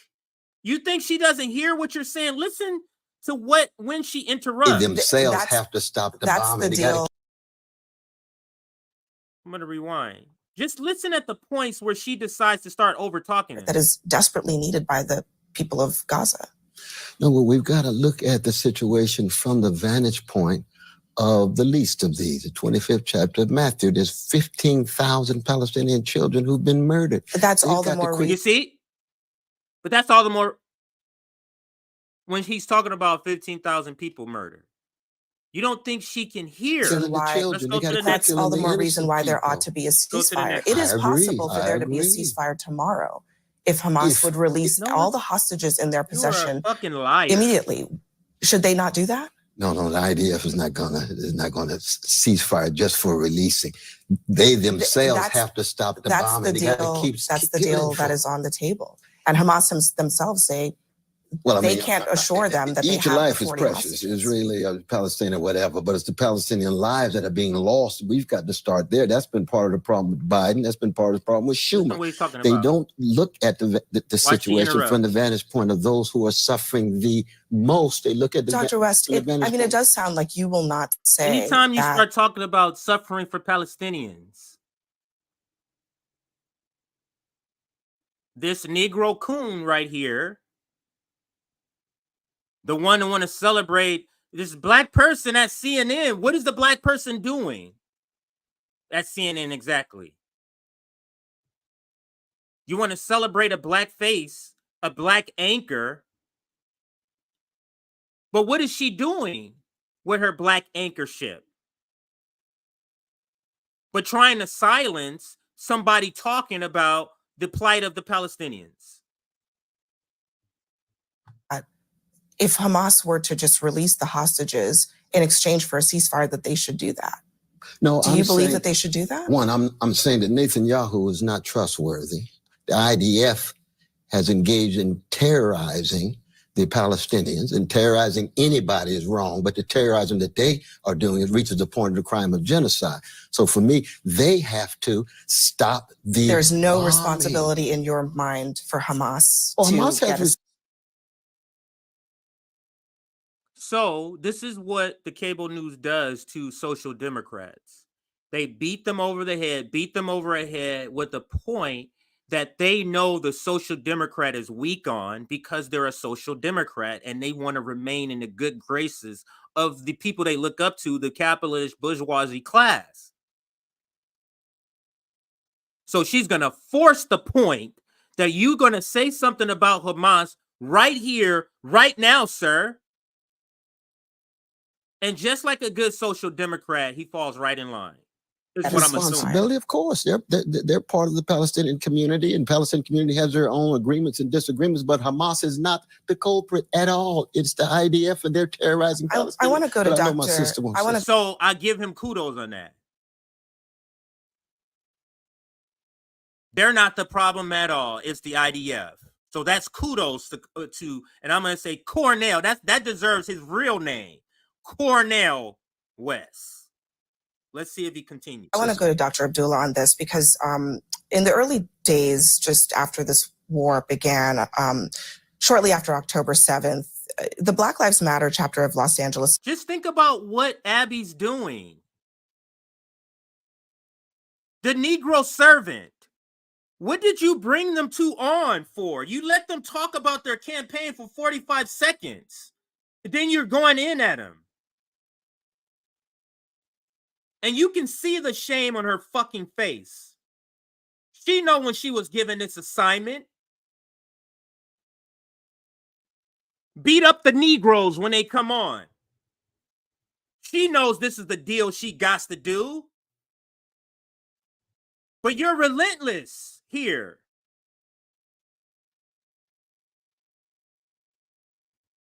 Are you going to bring up any of her messages or any of her tweets where she's saying something that you agree with?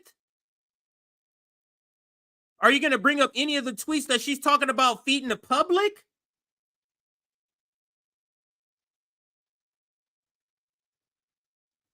Let's see what she brings up here. This is classic Negro servitude right here. This is classic Negro servitude. Because it's not that she's just propping up white supremacy, propping up the white power structure here. She's doing it via destroying two black faces, which is the worst. It's an organization that you founded and spent some time in. I believe at that time, it wrote this on social media. When a people have been subject to decades of apartheid and unimaginable violence, their resistance must not be condemned, but understood as a desperate act of self-defense. That sounds like a defense of Hamas. Yes, that was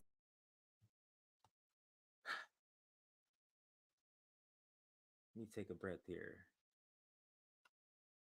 Let's go back. I believe at that time. And I'm gonna repeat the same thing that Abby says, but I'm gonna change a few words. It wrote this on social media: when a people have been subject to decades of apartheid, when people have been subject to centuries of slavery, unimaginable violence, and unimaginable violence, rape, hangings, resistance must not be condemned, but their resistance must not be condemned. Nat Turner. Understood as a desperate act of self-defense. It must be understood as a desperate act of self-defense. So this Negro, house Negro, would fall on what side? When we're talking about her own ancestors. Because if you take this position in this instance, why wouldn't you take the same position when it came to the Atlantic slave trade?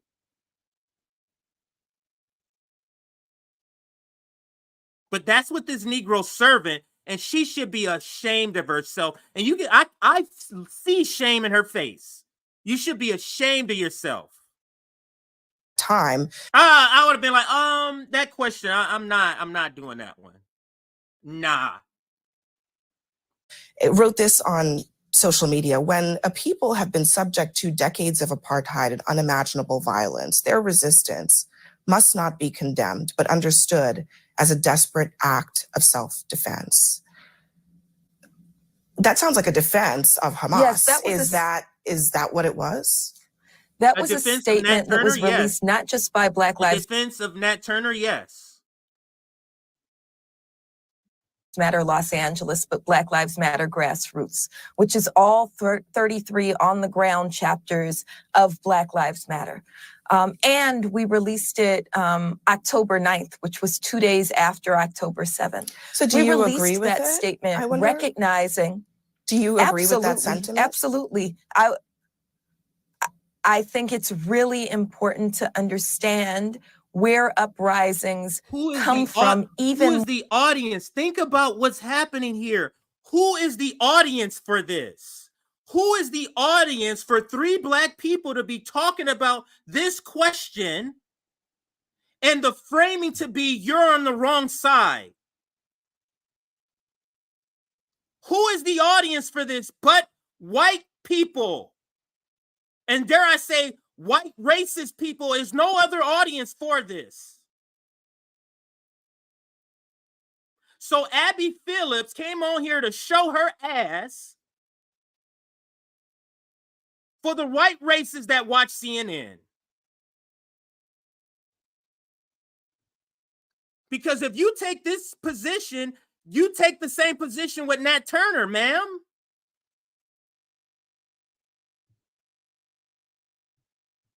Who else would be offended by this position? Who else? Scott Ritter even came on here and said, I would not denounce Hamas. Scott Ritter, the military guy?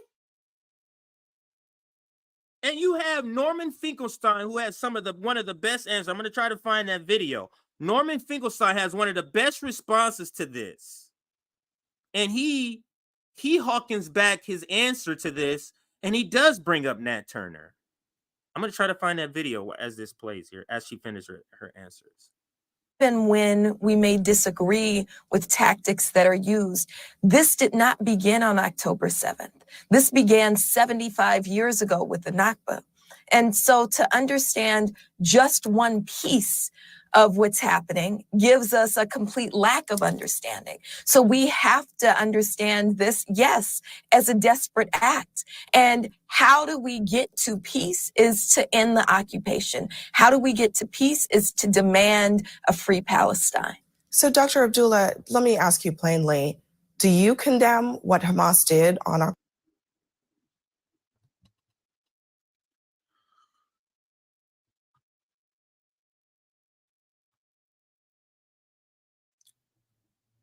Here's another. Do you condemn Hamas? Do you condemn Nat Turner?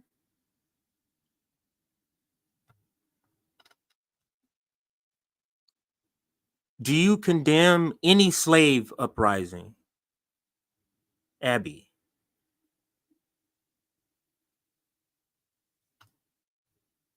Abby, this now, W.E.B. Du Bois talks about this.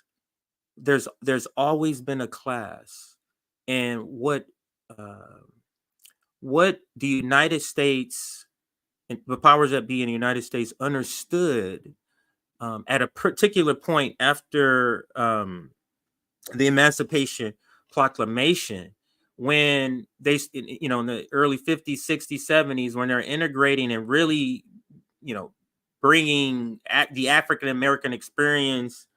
Man, I'm losing my thought. The grander point, but as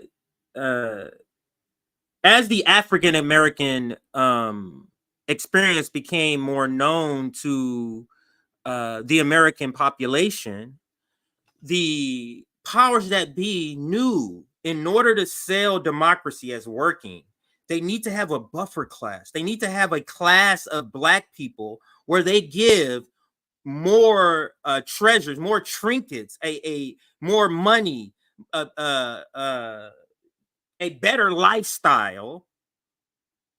They needed to create that buffer zone so they can point to those people as this proves that racism or this is not holding back. It proves it because you can see these people, but then they would also use those people in manners like this.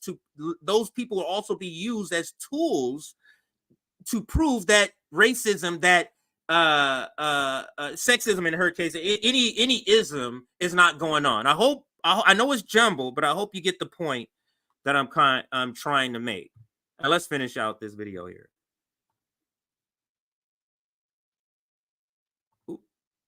On October 7th?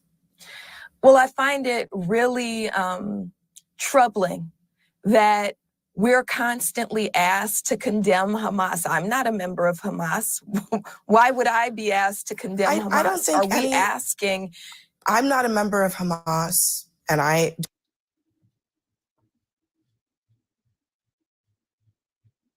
These two doctors need to stop letting this person talk over them and finish the point. Because you're making the point that why you keep asking me as if, and finish that point. She interrupted you for a reason, but let's see if you get back to the point. I don't find it troubling or difficult at all to say that what happened on October 7th was abhorrent. So I'm wondering if you would be able to say the same. I find it even more troubling that an entire state has been built on the genocide of a people. And I think that we have to start with that first. That's a great answer. That's a great answer. In particular, when you're speaking directly to a Negro servant. I ask this question of both of you, but I'll start with you, Dr. West. I noted just in doing some research to prepare for this, you both used the phrase "from the river to the sea." This is being used generally by a lot of. Oh God. Oh, I'm watching. 60% of this is blind. I only watched up until the point that I showed Nick. The rest of this I went in blind, and this is worse than I thought. So now this Negro servant is about to pivot from the river to the sea and brand these two as anti-Semitic, like the ADL? Is that what she's about to do? You see what these house Negroes will do in order to keep their lifestyle?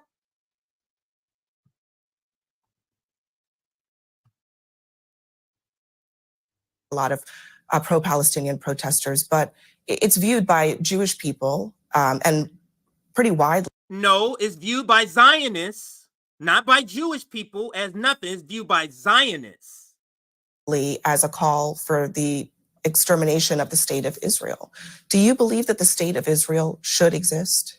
Well, I have marched with many precious Jewish brothers and sisters who use the same slogan because.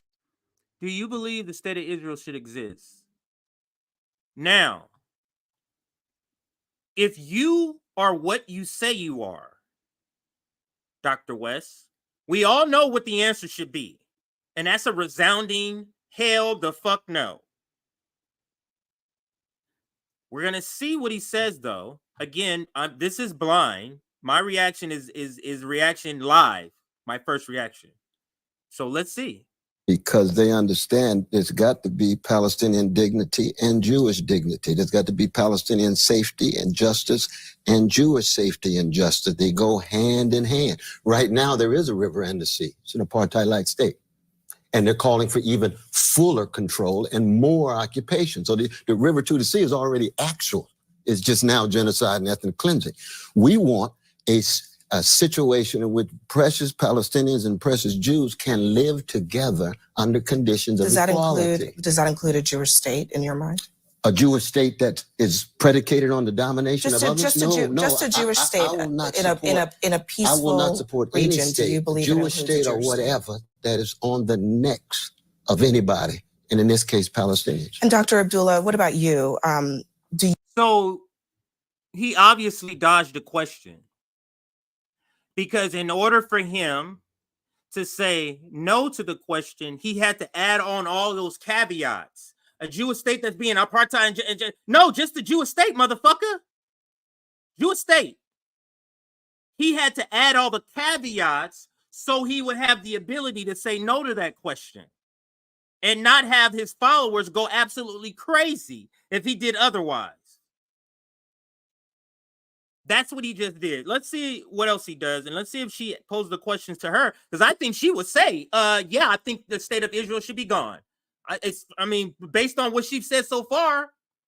Do you believe that there should be, at this point, a Jewish state?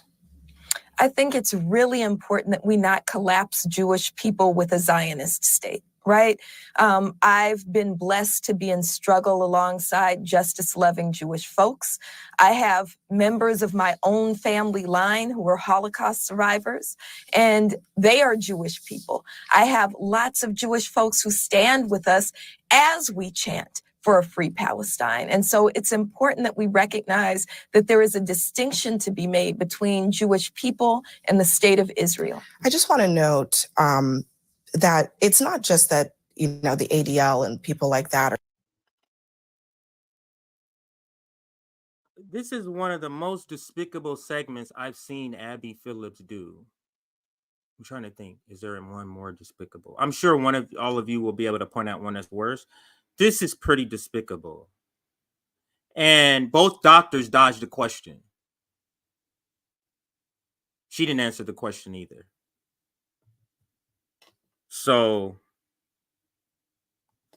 that are saying that this is a call for the eradication of Jewish people. So is the head of Hamas. The head of Hamas's political unit says, we will not recognize Israel. Palestine must stretch from the Jordan River to the Mediterranean. It's not hard to say the state of Palestine should not exist.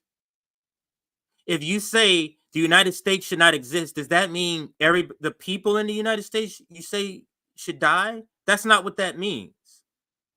Any countries can spring up from anywhere. One country name can die and another one is reborn. So let's listen, and she's going to get an answer out of these two about this question. Apparently she is that relentless. Mediterranean Sea.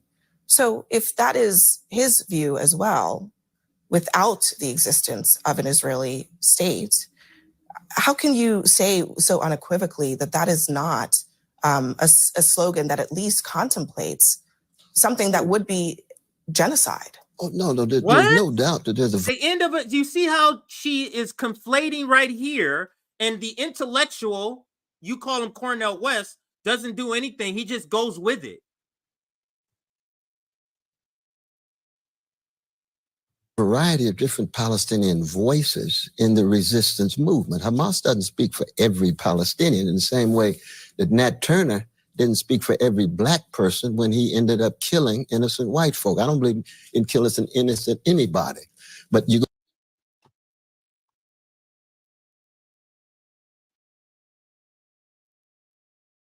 This is basically Negro servants interviewing other Negro servants, in Cornell West's case, at least. I can't say that about his running mate because I don't know her well enough.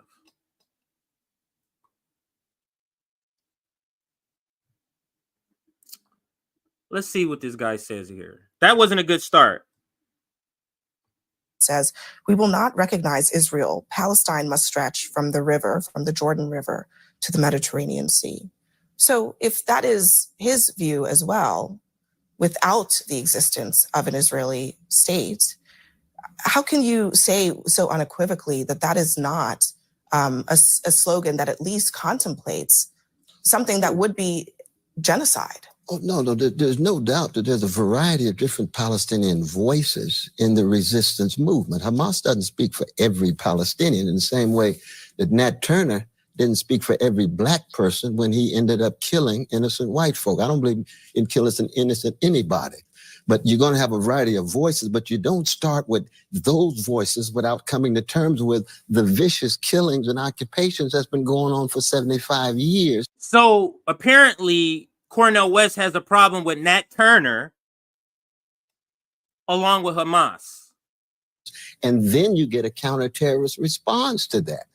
So that I think it's the framing that has to do with that's You're very calling important October here. 7th a counter-terrorist response. Oh, absolutely. After you've been terrorized for 75 years and you responded the same way Nat Turner.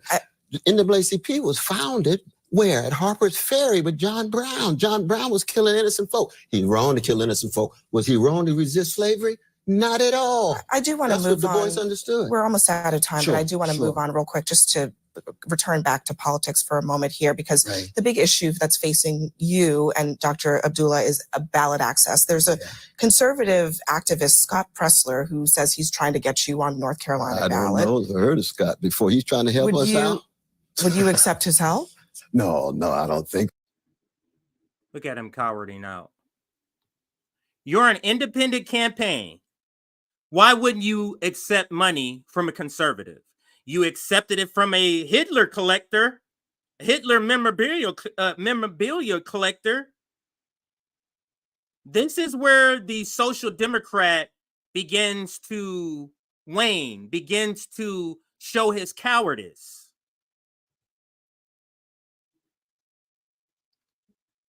Weak ass. This motherfucker's weak. Who says he's trying to get you on North Carolina I don't ballot. know. I heard of Scott before. He's trying to help us out. Would you accept his help? No, I don't think so. If it's just manipulative, you see, this is a campaign not about little narrow tactics and strategies. When I mention the name of you have no tactics and no strategies. You're right.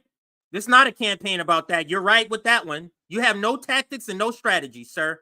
King and Fannie Lou Hammond, we're talking about principle. We're talking about integrity. We're talking about truth telling. So if it's just a manipulation, if people are going to use this candidate for X and Y, no, not at all. We come from the people. We for the people. We willing to live and die for the people. Why are there so many conservatives? Harlan Crow offered you money.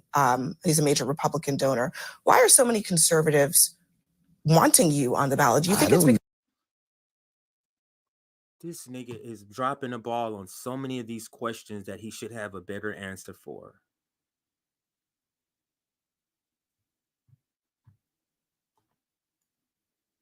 This is no way in intent. This is intentional. It's because they think that do you know hurt of any other President Biden? conservatives who's doing that? I just named one. I mean, Harlan. Other than Crow is- Harlan. Other than Harlan. But he's I mean, the that's only one. two. He's the only one. And I've known Harlan for the last year. So at least he caught that. So we know that he can catch shit real time. She tried to make it seem like he has a bunch of conservatives, and what do you mean bunch of? Harlan and who else? So we can see that you are able to catch lies real time. You just want to, only the ones you want to catch, apparently. He's got a precious family. I've connected with him in terms of Robert George. And Harlan is anti-Trump. He's a Republican. I've got some Republican friends. But what did I do? I sent the money back, and I told Harlan, God so you bless don't you think and your it's family. a play to hurt President But Harlan Biden? didn't give me money to manipulate me. Not at all. No, that's not true at all. That's not true at all. At the end of the day, Dr. West, are you worried at all that this effort, even Robert F. Kennedy Jr.'s effort, could end up resulting he's in worse on the Palestinian question than Biden is. Yeah, and you're losing. He's worse, and you are losing to him.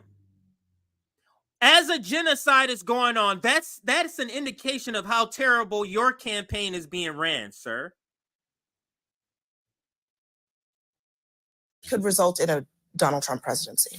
Well, we'll have to see in real time. We still got a number of months. Trump may end up in jail, and Biden may run out of gas and do an LBJ thing and pull out, and they have to move to the B team as we move to Chicago. We don't know. What we got to be is true to our calling, telling the truth and seeking justice, and standing in solidarity with oppressed people here and around the world. All right, Dr. Cornell West, Dr.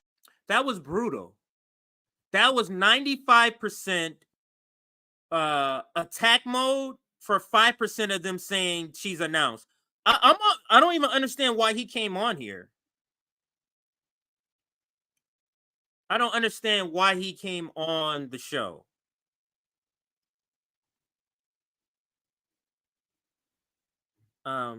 Anyway, it is what it is. That was a lot there. I had a problem with everybody I had a problem with everybody on screen. Abby, both doctors, but probably his running mate VP the least had the problem with the least as far as their answers though. But that's going to do it, everybody. This was just an insert that I had. I saved this as something I wanted to cover later, and I had Nick here. I was like, oh, let me see what this is now. That's Trump support's going up. Yeah, there's some other cool little videos. Is this the RFK one? Was there another RFK? I'm checking to see if there's any. Let me show this one. Let's show this breakthrough news video. It's kind of informative. So let's play this video here. Iran's attack on Israel wasn't unprovoked. It's clear that this is the narrative that the US, Israel, and other Western powers want to run with, that Israel was just randomly attacked by Iran. But that's not what happened, and everyone knows that. 2 weeks ago, Israel bombed the Iranian embassy in Syria and killed one of Iran's top generals. This is basically an act of war. Under the 1961 Vienna Convention on Diplomatic Relations, diplomatic buildings are protected under international law, even in wartime.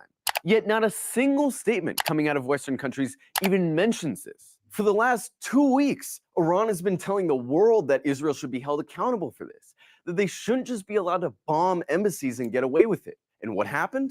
Nothing.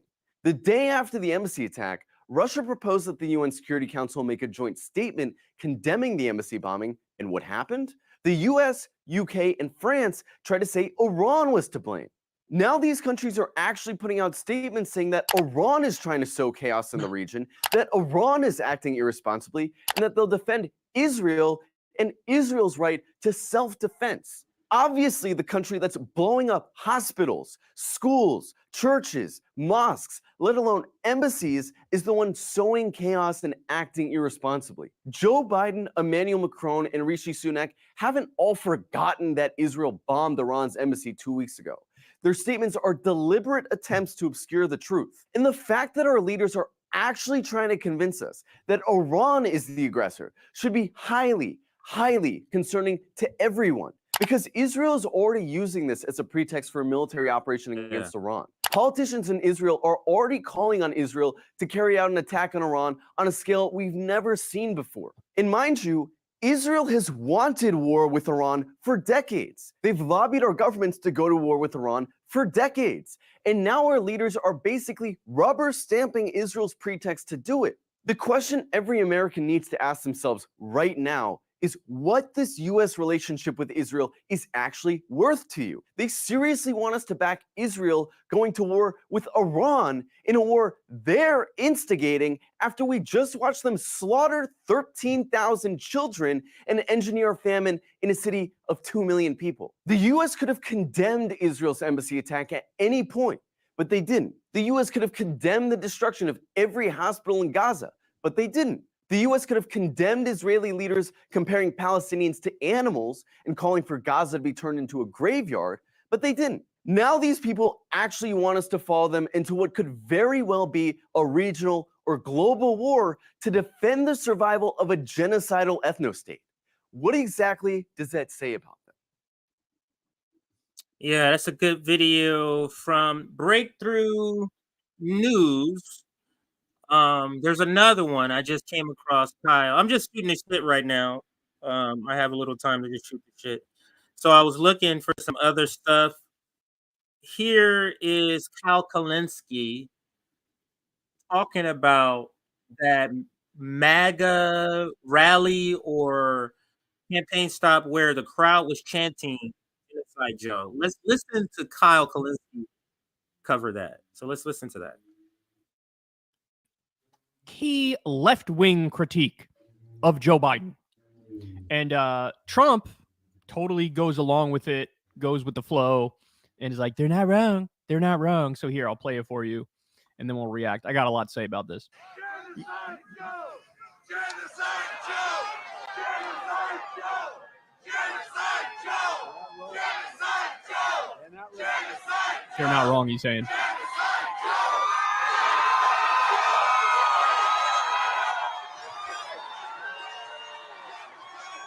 They're not wrong. They're not wrong. He's done everything wrong. He's called Genocide Joe, typically by left-wing protesters, because he is arming and funding Netanyahu of Israel as he does in ethnic cleansing and a genocide of Gaza. 41,000 Palestinians now dead, 36,000 of them civilians, 15,000 children, 9,000 women, has bombed churches and mosques and hospitals and schools and UN buildings and marketplaces and roads. They're doing collective punishment of 2.3 million Palestinians with a medieval siege where they can't get food or fuel or water, even though there's only 30,000 Hamas members. That's why he's called Genocide Joe. His unending support of Israel. Here's Trump talking about this the other day. Have you spoken to Prime Minister Netanyahu? Obviously, the White House is issuing a stark warning.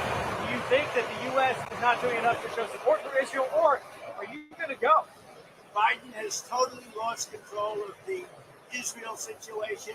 He has abandoned Israel. He's totally abandoned Israel. And frankly, you know, he's a low IQ individual. He has no idea where he is and who he's supporting. He doesn't know if he's supporting the Palestinians, but he knows one thing. He is not supporting Israel. He has abandoned Israel. And any Jewish person that votes for a Democrat or votes for Biden should have their head examined. His key. So this is on the fly. I just saw this. So apparently, Kyle Kalinske understand what he's doing here. You might think, he's just showing both sides. No, he's not.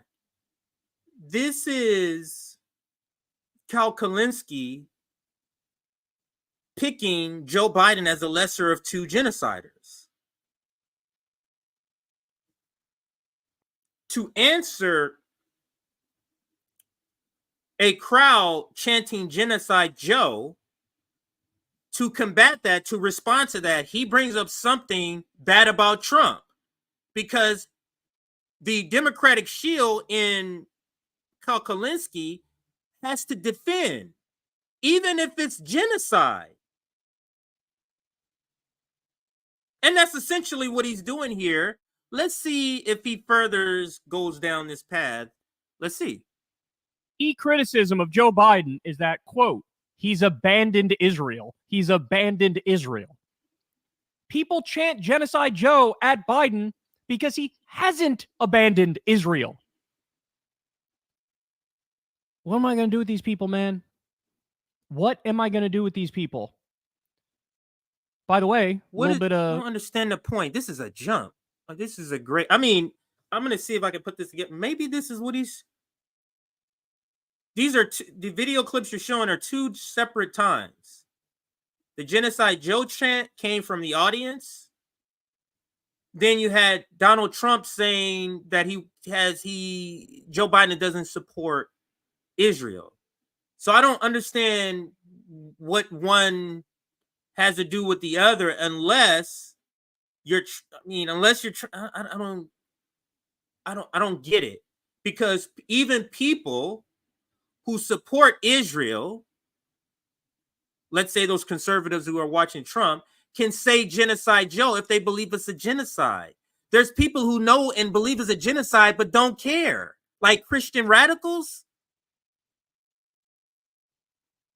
So there can be a person who's chanting Genocide Joe because it's a genocide about Joe Biden who also supports Israel. That's possible. But let's continue with Kyle. Insult to injury, a little more salt in the wound here. It's from the other day, and the GOP's promoting it. America supports Israel. So if it's Genocide Joe, it is also Genocide Don. And by the way, what would he do different? Do you see? The video is to not say Joe Biden. He's not saying Joe Biden is not committing a genocide. He wants you to go, they're the same. You see how this is Democratic shielding, even in the genocide. Good Lord.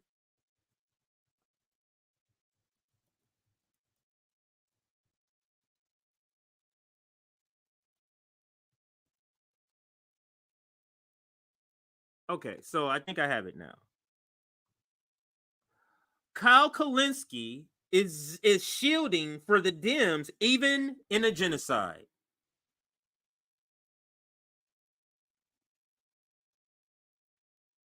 He's saying if it's Genocide Joe, then it's Genocide Donald Trump. Sir, they're the same. Now, who's the lesser of two? That's literally what he's saying. He's trying to level the genocide field because he sees it's lopsided. So this is the angle he has chosen to pursue. Only but that you're wrong, Kyle, because all you can say is Donald Trump will be a genocider, will be a genocider in theory. That's all you can say about him. We can say Joe Biden is a genocider right now because he's committing it right now with actual dead people. I went in this video blind. Thought it was just only going to be about Trump.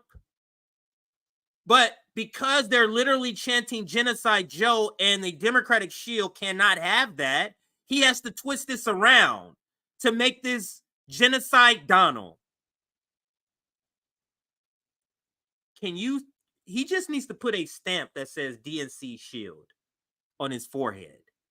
Differently compared to Joe Biden? My guess is the policy would be almost exactly the same. The difference is Trump wouldn't even put on the show of like, hey, I'm against these war crimes. Hey, Israel should be more targeted. And so he's explaining how, man, that was a tart raspberry.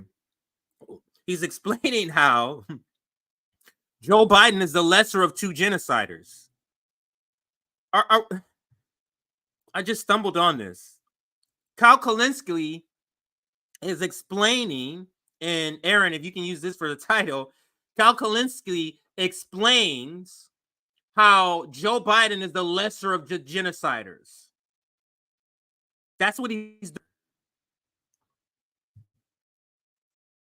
And not get civilians. My guess is the policy would be exactly the same without the whole dog and pony show where they pretend to care about human rights and international law. And if anything, it's possible it could have been an even greener green light that Trump gave them. Remember, guys, Trump is the one who moved the embassy to Jerusalem. And that was like the straw that broke the camel's back for Palestinians and Hamas. That was a giant middle finger to them. The Abraham Accords. That was a giant middle finger. Not the genocide, though. That was a giant middle finger. I wonder if anybody else catching this. Catching what he's doing here. Giant middle finger to them. The whole point of the Abraham Accords was to say fuck you to the Palestinians and try to normalize with other Arab states in the region. And guess what? Trump took $100 million on 2 separate occasions from Sheldon Adelson, whose main issue was Israel. And Trump basically admitted, yeah, I had Sheldon Adelson running my entire Israel foreign policy. So you want to talk about a corrupt puppet? Do you guys understand? The video he's analyzing is a video where they're calling him Genocide Joe, but somehow we're talking about Trump.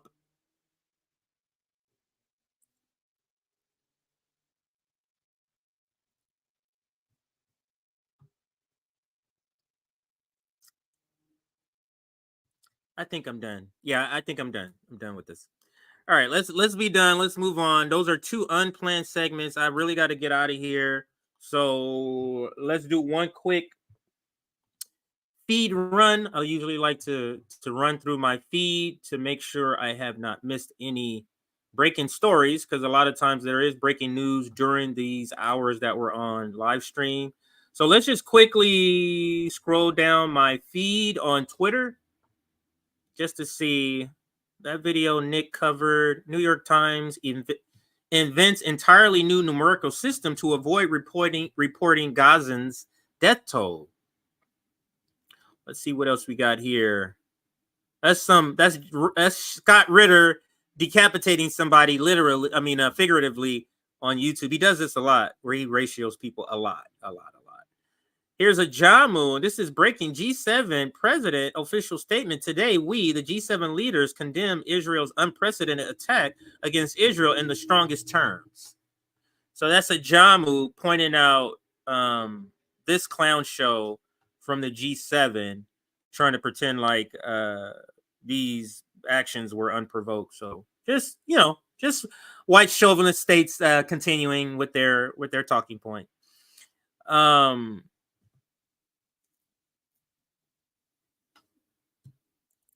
Let me see here. Pro-Palestinian march happening now on Brooklyn Bridge. So it's the Brooklyn Bridge. And that's Professor Zunka's. Brooklyn Bridge is having a pro-Palestinian march, and they're arresting people, it looks like. Okay. Oh, wow. This is a lot going on here.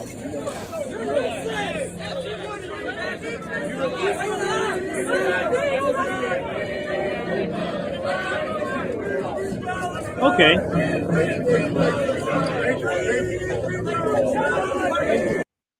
You can hear the chants in the background there, but I'm going to be getting out of here. So so there is that. Is there any other breaking news? John Bolton, the walrus, as Misty calls him the walrus. John Bolton is saying some unhinged shit. And then this is a Jamu shouting out Nick because they took down the video about Iran. We've been talking about it. But Ajamu says, I blame liberals and white left, that includes the fake left Negroes who give political cover to fascist Democrats and help to condition the people to accept neoliberal censorship as part of the effort to combat Russian propaganda. Fascism is here, brought to you by the Democratic Party. That's Ajamu. We just had on for the anniversary. So Sabby talking. Sabby had on Chris Hedges yesterday, so make sure you check out the clip. She just dropped the clip. Netanyahu declined several phone calls over the last 48 hours from multiple foreign leaders attempting to pressure Israel not to strike. So Netanyahu is avoiding people, apparently. So is there any other breaking news I can report on here? Iran attack puts Israeli Rafah invasion on ice. So the attack puts that on ice. Here's status quo. This is at the pro-Palestinian protests on the Brooklyn Bridge. There's just more footage I can show you. Let me put this on the big screen.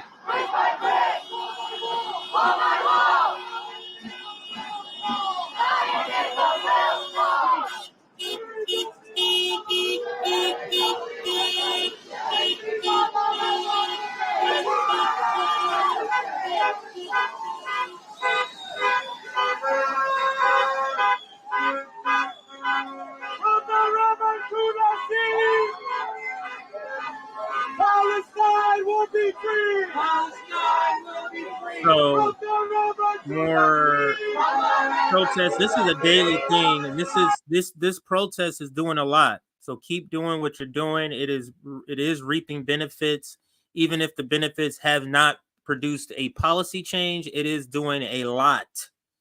So keep doing what you're doing. All right. Is there any other video breaking news?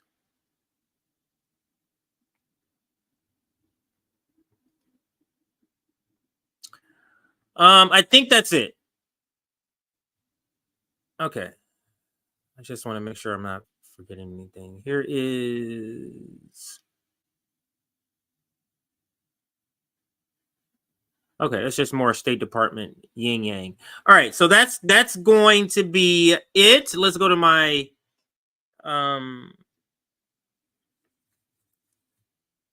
bookmarks and let's close out. This is the video we're gonna close out with. I like this video. I'm gonna use it a lot because this sums up what's happening in the duopoly. It's a great video by this TikToker. This is one of the videos why TikTok was taken away. Let me read. I think we got one super chat. A new one. RBN is amazing and thanks everyone over there for their hard work. Thank you for that, Dan Ramales. I think that's how you say it. Chris E. Rowe. These pathetic black bourgeoisie clowns will continue to tap dance for table scraps. They're comfortable playing their position. Shameful. And you're commenting on Chris commenting on the segment with Cornell West, and that is a spot on critique. Fuck right to exist. That's Blue Moon, Red Wine coming in with the fire. Blue Moon always has that perspective that is just always more radical. I'll be saying I'm radical. She always has that critique, spot on and very radical language she likes to use, and I love it too. So thanks, Blue Moon, for the super chat. Oh, here goes another one. Blue Moon again. Anyone that cannot say fuck Israel on MSNBC will not succeed. You see what I mean by Blue Moon Red Wine. Thank you for that one. Also, here goes Justin B. Those 40 hostages have probably already been killed by U.S.-Israel bombs. This is a farce. And that is another great point. That's Justin B. Thank you for that super chat. I don't think we read this one. All West would have to do is actually hold campaign rallies. He won't because it's not a real campaign. That is true. He could do just a minimum amount of more work, like hold campaign rallies, and his numbers would go up, but he's not doing that because this is not a real campaign. As TNT59 said, thank you for that super chat. And then I think we read this one earlier. I'll just read it again. Based from Ed Royce. All right, that's 12 super chat. We read all of them. Thank you for watching. We had a great amount of people watching today. We're going to end with this video. This is a great, great video. Shout out what city you're in or what country you're in, what state you're in, and I'll put it up on the screen as this video plays. So let me just be blunt. The headline here is that Biden is so racist against Arabs, he would rather fund a genocide than win re-election. Is that on the people to fix? Furthermore, if he is so racist against Arabs that he's willing to commit a genocide and nothing being said or done moves him in any direction, what makes you all think he's going to save you from jack shit? Because I genuinely don't get it. I genuinely don't get the cognitive dissonance you all have to still believe in any of this. Frankly, the greatest threat to Democrats, which I've been saying for almost a year now, is not that people are going to vote for Trump. It's that people are not going to vote at all because they do not fucking believe in any of it anymore. Studies have shown time and time again that public will means nothing legislatively. That the greatest indication a law is going to pass is the money that is behind it. What you say or do isn't moving the needle. And if it's not moving the needle, if electoral politics isn't doing shit, why would people continue to invest in that system? People are literally begging the carnage to stop, and this administration is literally ignoring them. I said a long time ago that if you wanted to save the party, because now it's a matter of not just saving Biden, because it's done. Now it's a matter of whether or not the Democrats exist beyond this election. If you want to save that, you connect with people. You stand by the people of the party rather than its figureheads. But thus far, none of you demonstrated any of that. And I've said this for months, which means that what Biden's doing is not just going to tank his reelection chances, it's going to sink the entire party. And people's unwillingness to critique him or to criticize him or to just repeat never Trump all the fucking time is not only not winning people over, it is showing the rot that is fundamental to Democrats. And frankly, and fundamentally, Trump is the best thing that has ever happened to the Democratic Party, because it means that they don't have to try anymore and you'll still stand there looking like a rube. None of you are actually voting for the lesser of two evils. You just became the evil.